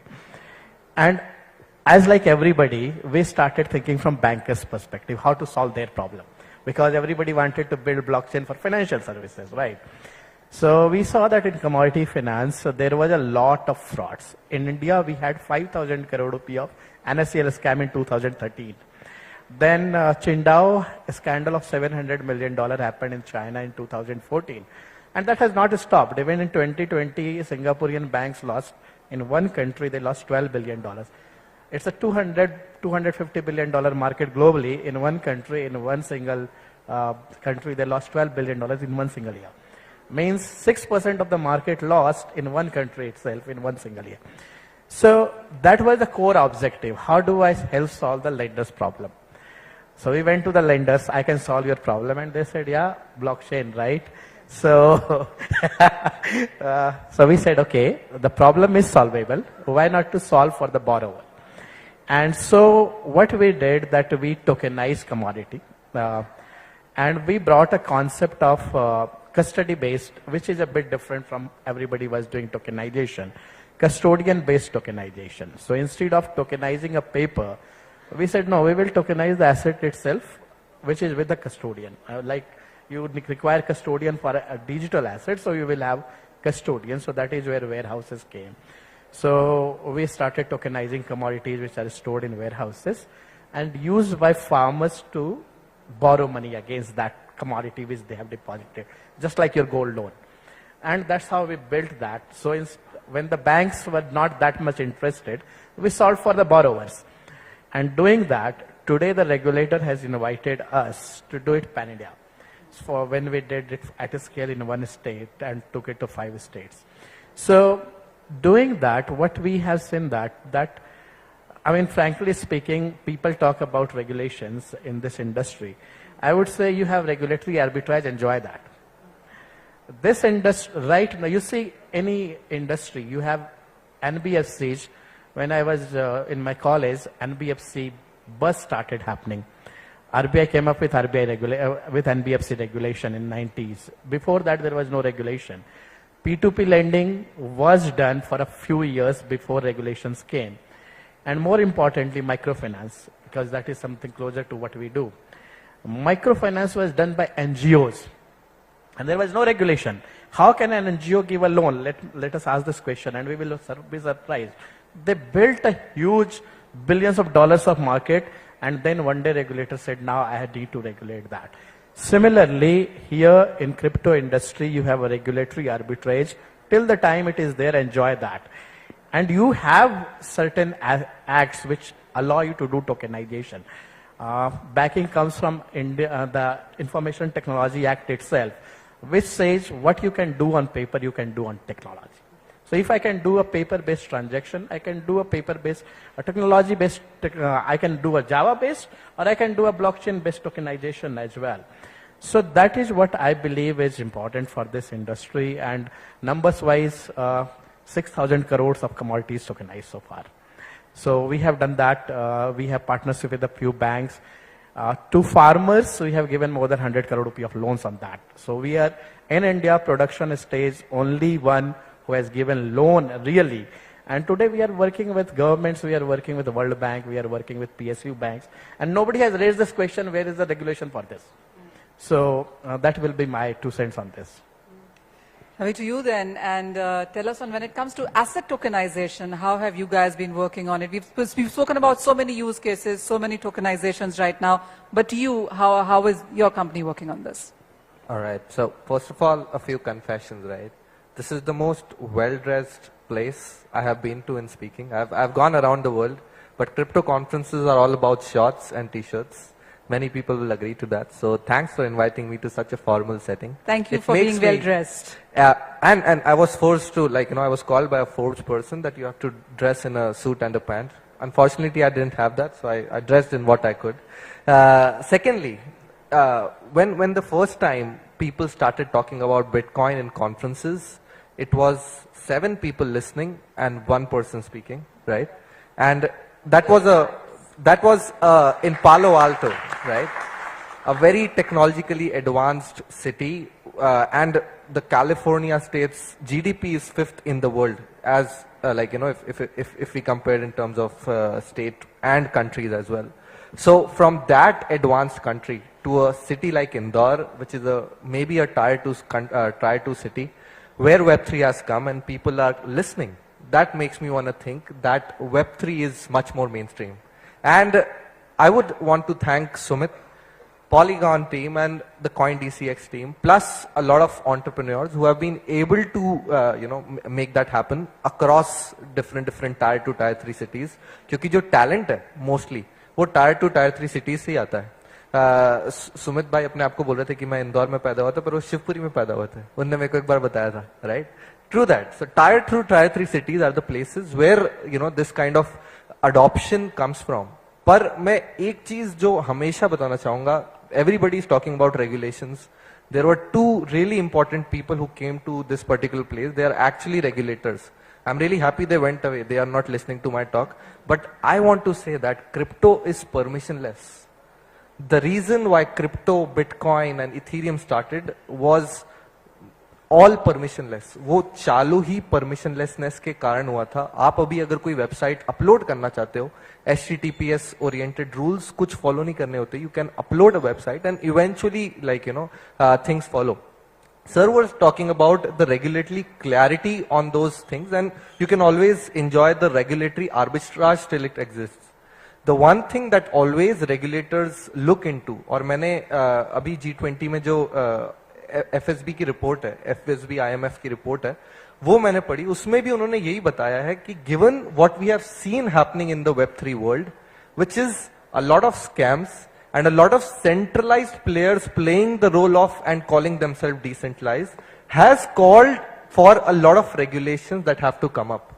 अगर आप एक technology बनाते हो which is superior to what exists in the current world, which is Bitcoin, यानी आप यहां से वहां ट्रांजैक्शन कर सकते हो without any banking requirement, then nobody in the world can actually constraint on that. सब लोगों को उसे allow ही करना पड़ेगा. There is a nation which is just close to us on the left side of our place. पहले India में हुआ करता था वो. उस देश ने बिटकॉइन बैन कर दिया. बैन करने के बाद वहां पे जितने लोगों ने यूज किया वो बैन करने के पहले से ज्यादा है. So that shows that regulation and things will follow. All you have to do is innovate. Now coming to your point about RWAs, real world asset is a new sort of innovation that is happening in the Web3 world. $730 trillion का कुल मिला के real estate market है. Is what I know. May be और price बढ़ गए हो. इंदौर में तो डेफिनेटली बढ़ गए हैं गाइडलाइन से. तो that is what it is. I live in Saket my self, so I know about that. But talking about RWAs in general, assets को मेंटेन करना और like चीजों को bond based stuff करना, it's very very tough and complicated, and maybe blockchain has a solution to that. That is what we should focus. Technologically अगर कोई चीज बहुत ज्यादा advanced है, अगर वो real problem को solve करती है, asset या फिर capital को raise करने में मदद करे ना करे, problem को solve करती है, then regulation will follow. Things other than that, adoption and everything will follow. पर अगर technology अच्छी है, अगर it has a good solution to the problem, then there is a chance that everything else will follow in our favor, and RWA is one such aspect which can have those consensus. One of the reasons being, अगर आप कोई property खरीदते हो, अगर मुझे suppose Trump Tower खरीदना है, तो आज तो बहुत कम chances है कि मैं खरीद लूंगा, given that Bitcoin is at a very low price calculations. But if I still want to have that and yield that, I can tokenize it into different parts और उसको मैं खरीद के उसकी yield लगा सकता हूँ. Plus इंदौर में जाके कहीं ना कहीं चौड़ा हो सकता हूँ कि मेरे पास ट्रम्प टावर का एक छोटा सा शेयर है, right? So that is what makes the difference. And given that it happens in a permissionless way, आप कोई लॉयर को बिठा के उसके अंदर छोटी मोटी चीजें नहीं निकाल सकते हो. स्मार्ट कॉन्ट्रैक्ट बेस ब्लॉकचेन के ऊपर वो चीज रखी हुई है, रूल्स उसके ब्लॉकचेन के ऊपर लिखे हुए हैं, कोई भी देख सकता है, कोई भी पढ़ सकता है और वेरीफाई कर सकता है that particular share belongs to you. Makes me want to tell you that RWAs have a future in terms of technology for blockchain to go mainstream, and that's why such a panel should happen, and we should talk more on those regards. Again, regulation will follow only if technology is superior and is something that can make a difference. Well, absolutely, very very well put. और मैं पता है सोच रही थी कि चौड़े होने को इंग्लिश में क्या बोलते हैं ना, like बोस्ट करना, but जो फील चौड़े होने में है, I think that doesn't come into the other language there. Having said that, again Ravi, जब हम fractional ownership की बात करते हैं, and Indians are very enterprising. I mean, there is a reason why we are here and why we are talking something, and we have a unicorn sitting here as well. So when it comes to fractional ownership, what would you say is missing here? Is it the technology? Is it about awareness? Is it about not enough friendly, entry into it? Definitely, that's a very legit question. Suppose मैंने आज बैठ के एक ERC20 smart contract लिखा और मैंने बोला कि ये जो मेरियट होटल है इसको मैं फ्रैक्शनलाइज करके ब्लॉकचेन के ऊपर बैठा रहा हूँ, right? And people start buying the shares. Eventually they find out कि जो मैरियट होटल है उसका टोकन से तो कोई रिलेशन ही नहीं है. मैं ऐसे ही चौड़ा हो रहा था, right? I just had a token which had no relation to the asset itself. That is a very big problem. There are solutions to that. Blockchain oracles are that there are different ways to link a particular non-blockchain, non-on-chain entity to an on-chain entity. But as of right now, as I was telling you, right, we don't have the right technology which we can call decentralized, permissionless and censorship resistant. हम decentralized infrastructure बना रहे हैं सिर्फ coat करके on a centralized piece of centralized piece of stuff.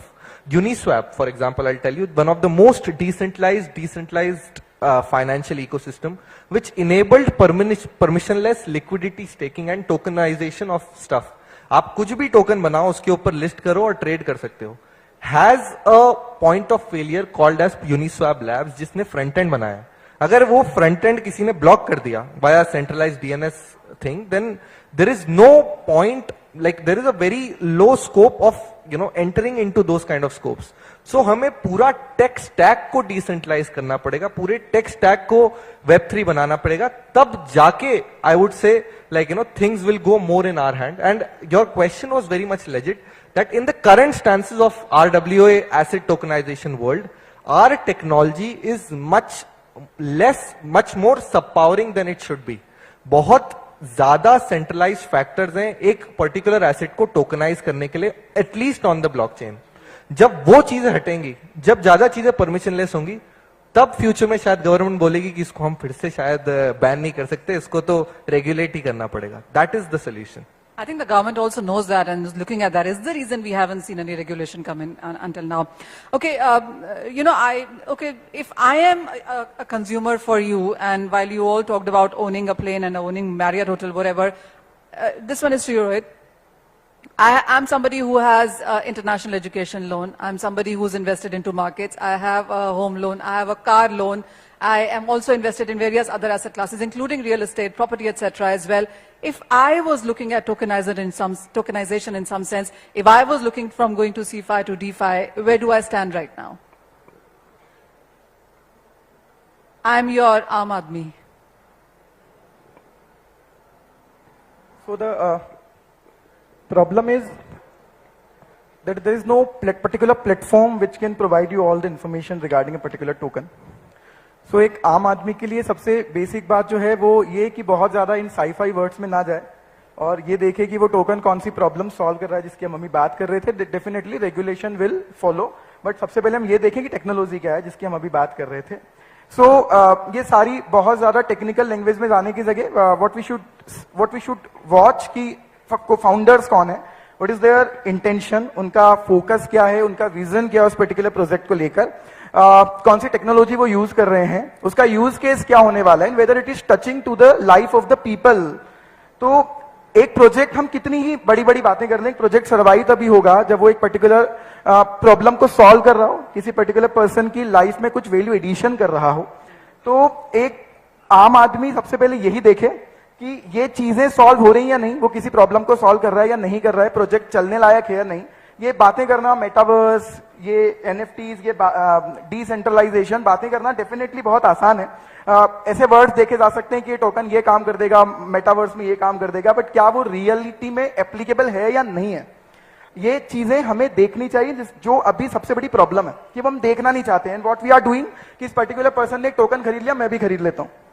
सो एक आम आदमी किसी को फॉलो ना करे, वो ये देख ले कि वो चीजें कुछ प्रॉब्लम सॉल्व कर रही हैं, हमारी लाइफ को कुछ चेंज कर पाएंगी, क्या वो लाइफ में आ गया, वो टोकन 5 साल बाद चल पाएगा, वो प्रोजेक्ट चल पाएगा, फाउंडर्स का इंटेंशन क्या है, क्या वो इस इंडस्ट्री में रहना चाहते हैं, इस इंडस्ट्री को बिलोंग करते हैं, उनकी क्वालिफिकेशंस क्या है, कौन बड़े इंस्टीट्यूशनल इन्वेस्टर्स हैं जो उस पर्टिकुलर प्रोजेक्ट में इन्वेस्ट करने में इंटरेस्टेड हैं. ये सब चीजें एटलीस्ट हम देखें, उसके बाद उस टोकन के बारे में सोचें. All right. And I'm told that Ravikant Agrawal is now joined us from Polygon from Zoom. I don't know why you're doing this virtual. I mean, but Ravi, if you can hear us, what's your sense on what would you want to tell us about tokenization of real world assets, and tell us on what Polygon really is doing about this? Sure. I'm so sorry for being virtual in this panel. I think this would have been otherwise a great opportunity to mingle up, to learn from the other co-participants. But coming back to some of the pointers that you were discussing, I believe adding it from a challenge perspective, what I feel is tokenizing of the existing digital assets is relatively faster and could be the stepping step compared to the real world asset. Because if the assets are already digitized, bringing them on chain and then making it more transparent, more liquid, more fractionalized, I think that could be much more faster in terms of achieving that adoption level. And then we can jump into the real world asset, which actually results into a lot of complications. Compliance have been discussed at length, so don't want it to add more time onto it. But I think the other segment, which is related to custody of those assets, right? If we are, let's say, fractionalizing an art, or maybe fractionalizing the same Marriott hotel or the Trump Tower, how do we custody the actual papers or the actual artwork? And that can be correlated with the tokenized assets on chain. I think that custody problem has to be also sorted out, apart from the regulatory and the other angles that we have all discussed. But coming back to what Polygon is doing, what we have seen is asset tokenization has picked up really well in the last 1 year or so. It has brought in new investor, new kind of product, which has disrupted the old economic models. We are especially very excited in terms of what TradFi, what we call as the traditional finance, is actually disrupted in multiple ways, especially when we are looking at the new specifications that are coming up and empowering the tokenization, be it 1400, 1404. I think we are super excited in terms of what level of tokenizations are happening, especially if we are talking about the kind of things which were not considered as an assets. Now they are becoming into an asset category. I think that's opening up a lot of innovation. Nobody have thought about how can I tokenize my time? Nobody has thought about tokenizing their social reputation. I think those use cases coming out and indicating how it can be done apart from the real world asset, I think it's opened up a Pandora box of innovation. Especially from Polygon side, we are very excited to see a lot of large financial institutions like Franklin, Mira's Assets, Hamilton Lane, they are tokenizing billions of assets and coming on chain, which eventually, showcase the path for the regulators to also see, to the investor to also see what is the potential in terms of coming into this new financial asset class and, emerging tech that is being used for this one, especially the US Federal Reserve has also looked into it very closely. They have published a report just a few days back, and they were categorizing in terms of who has gone in terms of tokenizing the financial products, and they have listed across which chain it has been done, which is very encouraging. I mean, the large institutions like US Reserve Bank started looking into this kind of reports, which is amazing.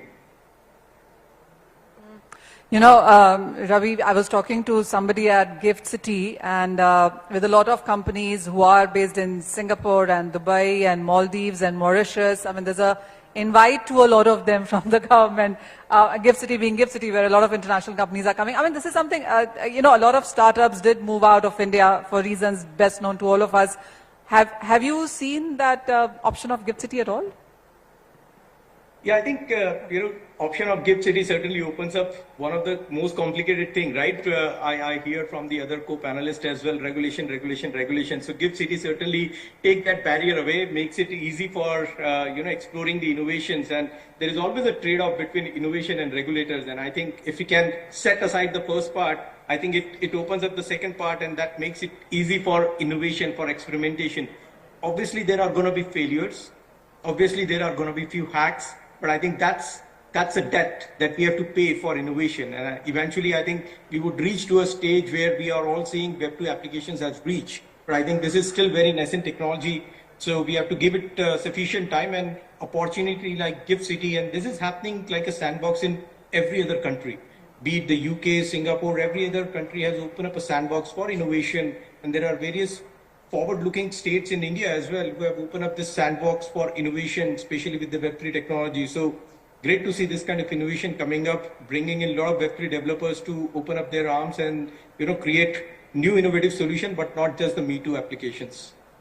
Ravi, the other question is that when we talk about tokenization, not in large part about DeFi and blockchain, etc., we are still confined about a country. This is what is happening in Vietnam. This is what is happening in India. I mean, this was supposed to be global.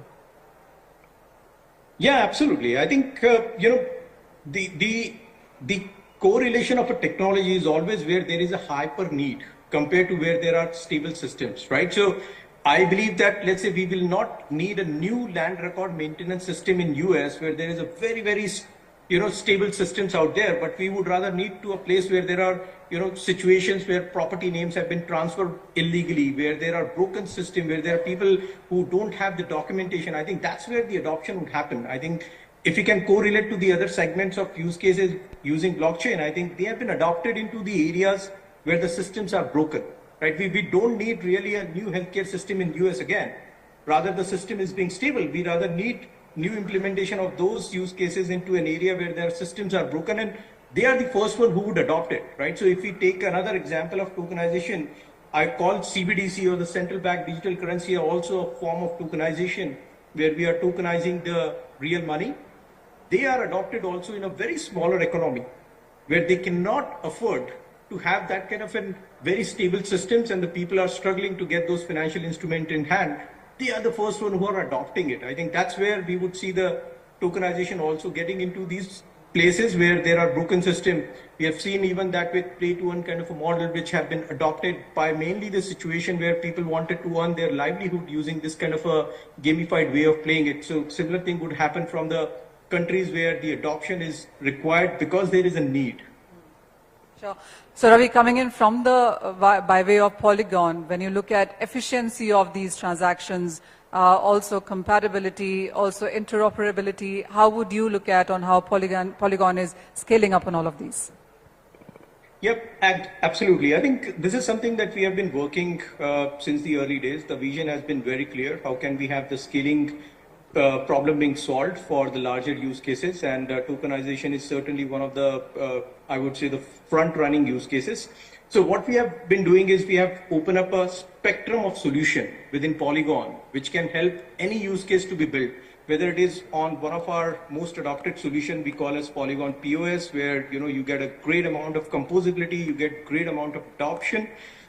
Moving to the other solution, which is the launch few months back, which is Polygon zk-AVM, which gives you the Ethereum level security, right? So if you wanted to really tokenize a real high value assets, potentially projects can use Polygon zk-AVM. Apart from that, there is also a solution which we are calling as an app chain or a sovereign chain, which can help any project to create their own environment. They can add all those levels of permissioning, right? In case if they wanted to do the KYC and only allow the selected people to participate in the tokenization aspect for that matter, maybe excluding the sanctioned countries and all those things, that can also be done in a permission manner. Though it may not follow the ethos of permissionless, but I think those kind of solutions which can be a stepping stone in order to move ahead, those has been also enabled with the tech stack from Polygon side. So the idea is that we don't want it to think this solution to be a individual silos. When we are talking about liquidating those high value assets, we are talking about liquidating those real world assets. We are also creating something called as an interop layer. This can help in terms of unifying the liquidity across the chain. So we are not going back into the era where we are talking about intranet being set up, and this could be an individual chain which are created like an intranet, but unifying them together so that this liquidity can also flow. Apart from that, I think being EVM, this always helps in terms of leveraging those standards that have been developed by the larger Ethereum ecosystem and making those assets also available on the Polygon ecosystem for the innovators to build new innovative products. Ravi, आप इंदौर में बात कर रहे हैं, and this is the final question. I'll come to each one of you with this. So, जब हम when we talk about tokenization, चाहे वो accessibility है, affordability है, ease of doing it है, governance hai, where do you see where we are standing within India and overall in the world, और यहाँ से अब क्या next move होना चाहिए? मुझे लगता है ये यहाँ से incrementally जो भी हमने achieve किया है, that has been significant. We are very proud in terms of seeing जहाँ से शुरू हुआ था, where let's say back in days what Pranav said, one person speaking, 7 people listening to what we are talking about, hundreds of people in a tier 2 city in India. I think that has been a phenomenal growth. Last year ETH India, which has seen 2,300 plus developers sitting under a roof, 3 दिन तक they have been creating solutions. I think that has been a phenomenal case study out in the space, and I think we have been seeing a lot of innovation. CoinDCX themselves have been one of the pioneer in terms of providing this kind of infrastructure to a lot of people who wanted to utilize the early state of investment into this asset class. But I think in terms of governance, what I feel is there are regulators who are coming and sitting on the table with the builders, with the community. I think defining what is the road ahead. That has been very encouraging in terms of government also showing interest, and not just the interest, but I think they are also thinking very actively. G20 में हमने देखा, Prime Minister has also spoken about it. That shows the visibility of this technology and the regulators looking at it. That's again very encouraging in terms of government looking into this, coming together with the community in order to see what can be done together and not let India left behind to the journey what we have seen in the Web2 world. I think India has been doing great, and we have a tremendous edge at the moment in order to be the country for Web3. Ravi, कभी ऐसे लगता है कि this is what I want to do, ये होना चाहिए और ऐसे होना चाहिए और इतने टाइम में होना चाहिए? मुझे तो बहुत कुछ लगता है, बट एक चीज अगर मैं बोलूं कि जो होना चाहिए वो मुझे लगता है कि टोकनाइजेशन एक छोटे स्टेप से चालू होना चाहिए, जहां पे कि लेट्स से tomorrow अगर बाहुबली 3 मूवी आ रही है तो can I buy with my 5,000 rupees into a token of it? Can I buy, let's say, can I issue my token? Can I have my favorite doctor's token being taken so that I don't have to wait for 15 दिन for his appointment, but I may be paying a premium and get his appointment first? I think it opens up a lot of very interesting use cases. तो list तो बहुत लंबी है, but I feel that tokenization along with some digital identity opens up a very very innovative ways, and अगले कुछ सालों में 2-3 सालों में जब हम देखेंगे इसकी waves आ रही है, तो we would not look back. We will not talk about whether it is built on Polygon. The blockchain should become invisible in a way, and we should be only seeing those very innovative applications. जिसको देख के लगे कि no, we have gone a step ahead. आशीष, बहुत सारा काम हुआ है, लेकिन अगर यहाँ से again, what is the future from here? What is it that you have a vision on that you want to do and see it succeed? So I would say that one thing we will see in RWA or tokenization space. So far life was 2 parts: private blockchain, institutions, public blockchain crypto, we will see them merging together. So already, like we did in Whirl and Brew, that Whirl is private blockchain for institutions. We brought liquidity on DeFi and created a bridge. But we are not alone. Swift recently did this with 13 banks.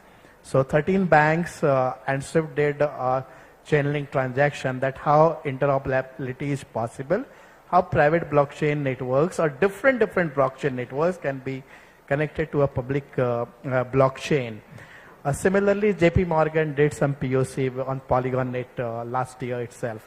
So that's one thing which I am seeing clearly, that way if tokenization booms, and we expect, I mean, the projection is $16 trillion of tokenization by 2030. So if that happens, we won't be seeing this divide anymore. The private and public blockchains, there will be private blockchains, or there will be private transactions on public blockchains, but there will be a cross communication between the two. So that is a future I am envisaging for this industry from that perspective. Wow. All right. I'll speak a little bit about Web3 in India first. Maybe I can say कि 2015 में Ethereum चालू हुआ था, पर 2017 से funds raise होना चालू हुए थे, and everybody started on the same ground. जब वेब 2 आ रहा था, तब 2000 के अंदर most probably I would say America had a advantage in terms of location. Most amount of innovation used to happen in the West, and they used to give throwaway work to India. That includes call centers and developing static websites. 2017 के अंदर when we started, in terms of Web3 exploration and making the new paradigm of internet, we were on the common grounds, and I think we have proven that if given a common ground to give, and the right kind of funding, we can also innovate as much as anybody in the world. And we have seen those examples. Now I can tell you proudly, I'm not sure about Web 2, but Web 3 के अंदर at least 10 ऐसी companies हैं which are India founder based and have been employing people from the West. ऐसा पहले कभी नहीं होता था. This is the first time this kind of a thing is happening. But I would want to come again on my topic that yes, we started on a common ground and we are doing good, but we are not doing the best. The reason behind that is that innovation and research driven movement करना हमें जरूरी है. अगर हम Web3 में कोई startup कर रहे हैं, अगर हम कटिंग एज टेक्नोलॉजी बना रहे हैं, वी कैन नॉट से कि ये अच्छा ये इथीरियम पे कोड है, ये गिटहब के ऊपर पब्लिक है, let me just fork it, market it as Bharat ki apni chain and make it live, and it will get the adoption because Web3 is global, as you were talking about. I can go and buy a Trump Tower ka share in the blockchain. So that is what is the difference, that if Indian entrepreneurs look forward to getting into Web3, they should not think of it unless and until they are happy to take the R&D path forward. That is the most important thing in the world, and I would say उनको भी नए नए paradigms explore करने पड़ेंगे. अगर infrastructure में layer 2 आ चुके हैं तो नया लेयर 2 बना के I don't know what extra you can do. अगर ओरेकल सॉल्यूशंस आ चुके हैं तो I don't know what extra you can do unless you are adding some kind of a value. So RWA, real world asset, is another such important and new protocol that is coming around, and I think given that आपने research and development mindset के साथ इसके अंदर कदम रखा, तो ना आपके पास कभी पैसे की कमी होगी, ना ही रियल पीपल के साथ की कभी कमी होगी. And that is where I see the vision of Indore as well as India, that we become an R&D center, maybe not a startup center, maybe not a ecological swachh, the most, we take pride in saying that we are the cleanest city in the world.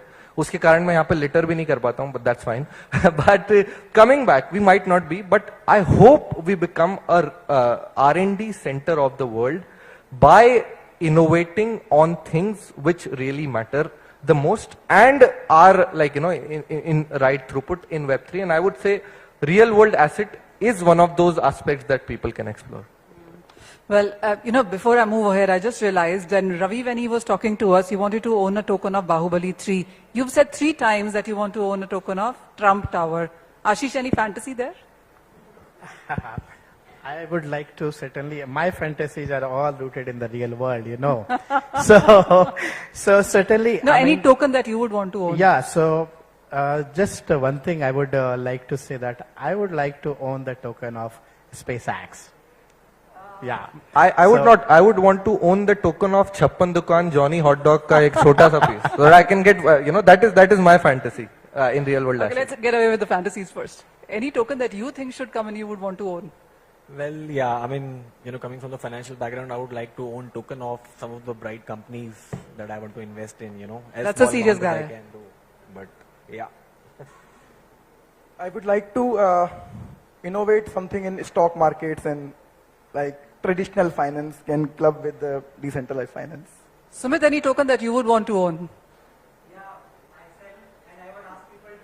You? Okay. All right. It can be. I've had this privilege of talking to Vitalik. I have had this privilege of talking to Michael Saylor. I mean, these are the guys who were really up there and about. And we talked about on how smart contracts would change the world. And this is perhaps 5-6 years ago. Salaries being given in cryptos, tokenization. I mean, we've been talking about all of this for some time now. What do you think is the next hurdle now? And what's your sense on where are we headed?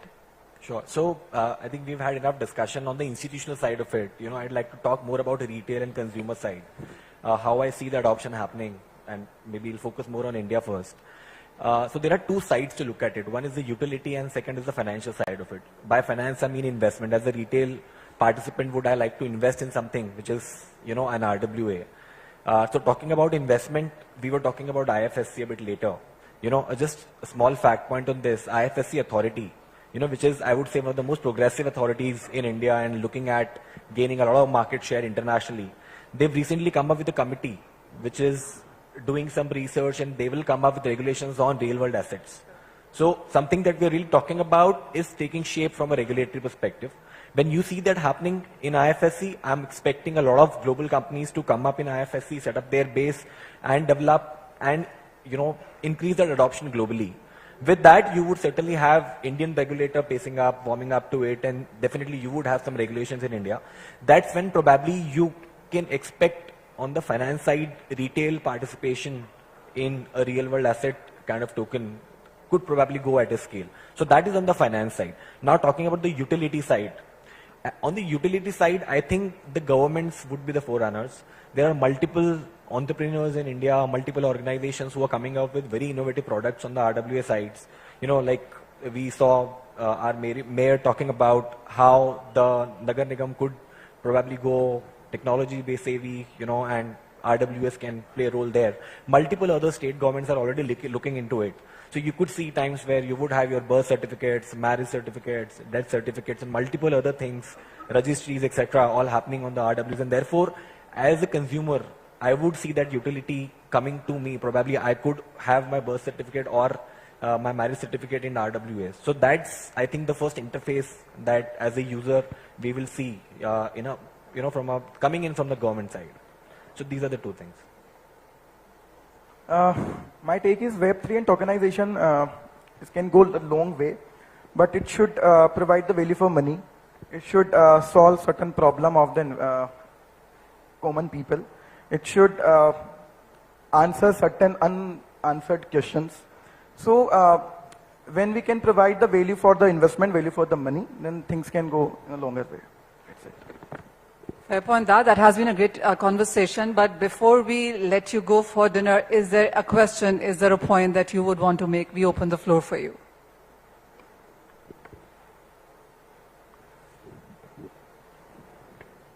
Is there a question that you would want to ask the panelists? Yes, please. We will pass the mic to you. 1 second.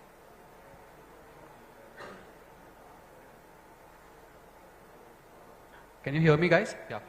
So I believe like a lot of people here must be having some sort of idea or willing to like get into Web3 space or crypto space, right? So as we can see, like a lot of pioneers of Web3 and crypto space are here. So I would just like to ask you, like, let's say if someone has an idea and they want to get it live, right? So what would be your suggestion in terms of regulatory facts, right? Let's say if I have an idea and I am like not sure whether it's going to work as per the government or is it like, I would say like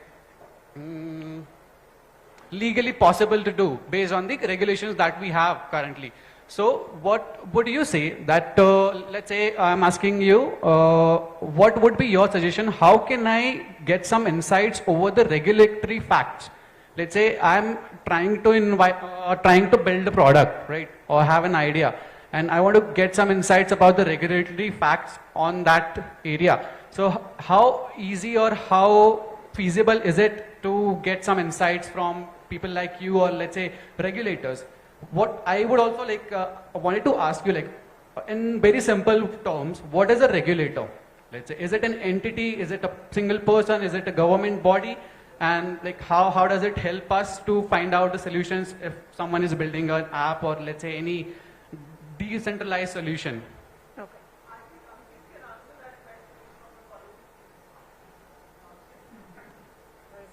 Yeah. So I think this is, if I may sum it, it would be a good summation if we end it, because, to be very frank, this is my first Namaste Web3 in live, and I'm really, again, coming from MP, so harping on that point again, to see such young people. And, just to summarize it up, regulators are government entities.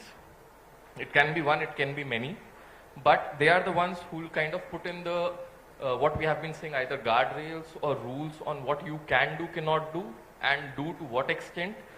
The basic premise is that there should be protection both for the consumer that is there and also for the businesses, And so there has been certain talk about regulatory arbitrage and things like that. So the basic phenomena generally is that businesses are allowed to run for some times before even governments can make up their mind when they want to enter, where they want to enter.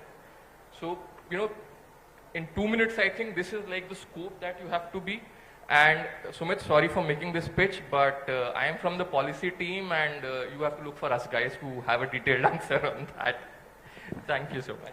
But that's a great question, by the way, कि मेरे पास idea है, लेकिन वो सही है, कितना feasible है, it's something that I'm sure a lot of people would be watching out for. Yeah. आज के इस आयोजन में मैं थोड़ा देरी से आया, इसलिए क्षमा प्रार्थी हूँ। मैं अध्यक्ष हूँ global forum for industrial development का। मेरा नाम है दीपक भंडारी, और ये वेब3 टेक्नोलॉजी के बारे में अभी मुझे कुछ जानकारी नहीं है, ना हमारे एसोसिएशन के लोगों को जानकारी है। आज मध्य प्रदेश में 10,000 से ज़्यादा एक्टिव इंडस्ट्रीज है, मतलब इंदौर के आसपास, और 1 लाख से ज़्यादा पूरे मध्य प्रदेश में है। और स्टार्टअप भी हम सोचें तो करीब 3,500 मध्य प्रदेश में है, और जो बच्चे अभी स्टार्टअप का तगमा लेके घूम रहे हैं करीब 25,000 बच्चे ऐसे हैं। तो एक जो व्यापारिक और औद्योगिक नगरी इंदौर पूरे मध्य प्रदेश का प्रतिनिधित्व करती है, क्या हम इस टेक्नोलॉजी से उद्योग और व्यापार को बढ़ावा दे सकते हैं, और किस प्रकार से दे सकते हैं, ताकि जो सूक्ष्म मध्यम कुटीर उद्योग, लघु उद्योग, जो ग्रामीण उद्योग हैं, जो घर से संचालित किए जाते हैं, उस लेवल तक क्या हम इसका फायदा पहुंचा सकते हैं? आती आगे भी टेबल पे ही इंदौर का लड़का बैठा है, he should be answering this. पहले मैं वो वाला आंसर एक चीज और ऐड कर देता हूँ कि बहुत वैलिड क्वेश्चन है। बहुत सारे नए जो स्टार्टअप्स होते हैं उनको नहीं पता होता कि रेगुलेटरी क्या क्या चीजें बना सकते हैं, क्या नहीं बना सकते। Just want to extend help from our side that if there is anyone who is building an idea, and if you're not clear from a regulatory point of view, sustainability of this idea, whether that is fundable or not, we do have a ventures initiative. It's called CoinDCX Ventures. You can just Google it up, you will get a link. And there's a team, a small team that we have that invest anywhere between 1 crore rupees to 5 crore rupees in every startup. Depending upon the viability of that, of course, it has to make sense. And the team also not just invest capital, but also is your partner in the journey in terms of guiding what is allowed, what is not allowed. So just calling it out. So no entrepreneur from this room should go away thinking कि नहीं ऐसे कोई support करेंगे. There is, just like ours, there is 5 other companies or 10 other companies who are always there to support you guys if your idea has, good promise, right? That is one thing.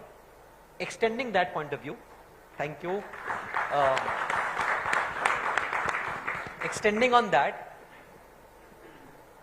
things that businesses, MSMEs or small medium enterprise, I think there is lot of solutions that can be built. The only point is lot of these things that at least are coming to my mind may have an angle of payments, right? Like how can, for example, one thing that I'm very excited about, which will unlock, is that crypto is a global asset class.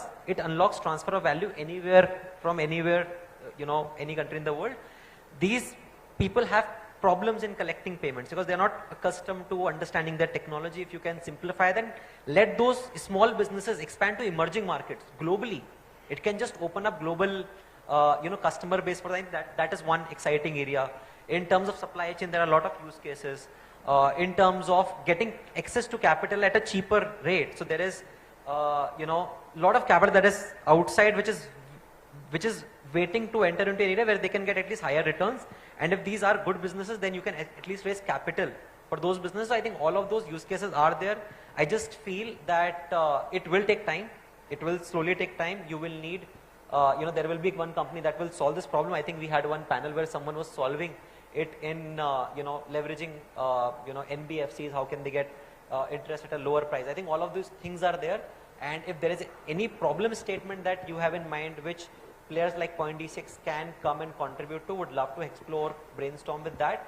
And if someone is there to build it, would be happy to sort of fund it so that it actually comes to real life. So, yeah.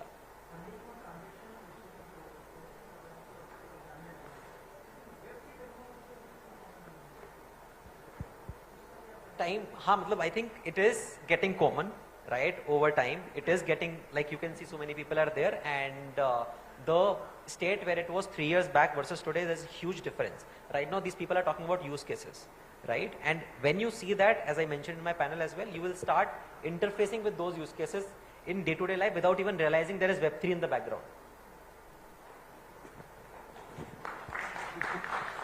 I think, yeah. Hello everyone. So basically, we are building a product, but basically it's a metaverse, and we are making it for our own country so that all the business and everyone can come to it. So the problem we are facing is why we should be moving to Web3. I mean, what advantages we are, giving to the people. And other than that, I feel that it is a little costly because for each contract transaction, you need to pay some gas fees. So how we can overcome this kind of problems? Okay, let's take more questions first. Yeah. So I can just add on to that question because I had a similar kind of question. I'm nowhere related directly to Web3, but listening to the panel before and listening to the people here, as a member of the crowd, what comes to my mind is, see, if you want people to develop something and you want to give them an idea.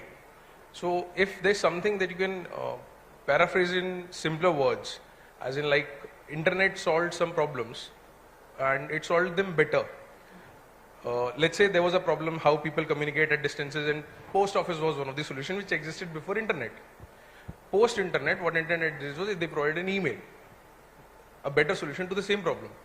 How Web3 infrastructure can just give an idea for people to think, okay, how Web3 infrastructure can solve the existing problem or better the existing solution, and in what way? Can you build a social media app but something better? So just to give something to brainstorm. I think we'll take that question as well before we move ahead. Yeah, good evening everyone. So it is not much of a question. I would also like to take the cue from these two questions and would add to what Sumit added to this, that what sir mentioned was there's a problem, if there's a problem with the Web3 ecosystem, or if there's something, I mean the common industry and how Web3 can intervene. So like working in the financial domain and working for 20 years with the production industry particularly, there are a lot of solutions available. So we are considering only the tokenization part or the finance part of Web3. Why are we forgetting that there's a blockchain that is backing that? And blockchain is all about data. So if you have everything that is going on in production or going on in an industry on the blockchain, the data can provide a lot of solutions, and that is the next gen Web3. The blockchain integrated with the artificial intelligence can provide a lot of solutions, especially to the cost cutting and to cost benefit of a lot of things can be done, and this can provide to be a real-time solution. So one big industry in particular can have a solution done, and that can be a plug and play for the times to come in the other companies of the same industry as well. So there can be a lot of solutions in the common life also, obviously with blockchain and Web3 in the background, and the foreground can be seen as a solution to a lot of things that are coming forward. Fair point that. I mean, I'm really excited with the fact that Indore में हमें इतने सारे लोग मिले हैं और इतने सारे सवाल मिले हैं. A very attentive audience as well. And amazing panels is what we've done. And Sumit clearly has been on another high because parents भी हैं और मेरा शहर भी है. But we are actually hitting the end of this conversation right now. We are all, of course, inviting you for dinner, and the panelists are right here, and you can mingle them, and we can continue to network. And of course, those questions will get answered as well. Mugdha.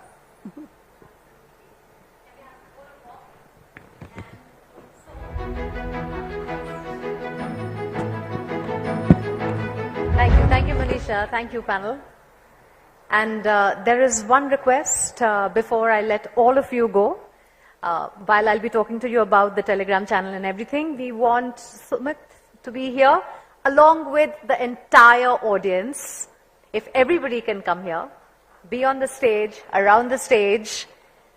We also want everyone to be photographed this time. We can remove the chairs, we can push the chairs and get everybody in the frame.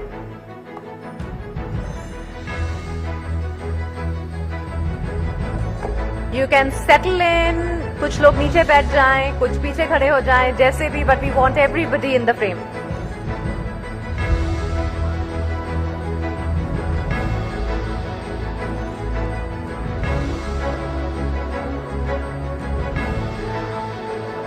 All right, we would want some of you to go down. हमारा stage थोड़ा नाजुक है, तो please थोड़े लोग नीचे आ जाएं ताकि सबकी तस्वीर आ सके.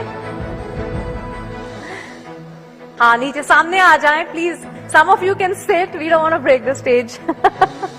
आ जाइए, please come.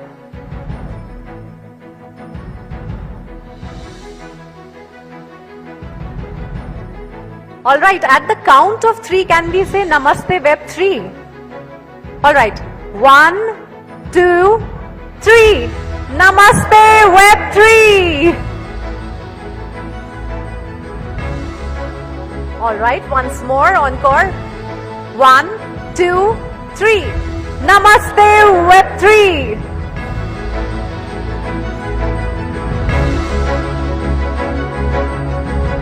Thank you everyone. Last and final announcement for the Telegram channel. जिन्होंने QR code अभी तक नहीं देखा है, वो please जरूर देखें. And what a wonderful audience you've all been. Please join us for dinner. Thank you.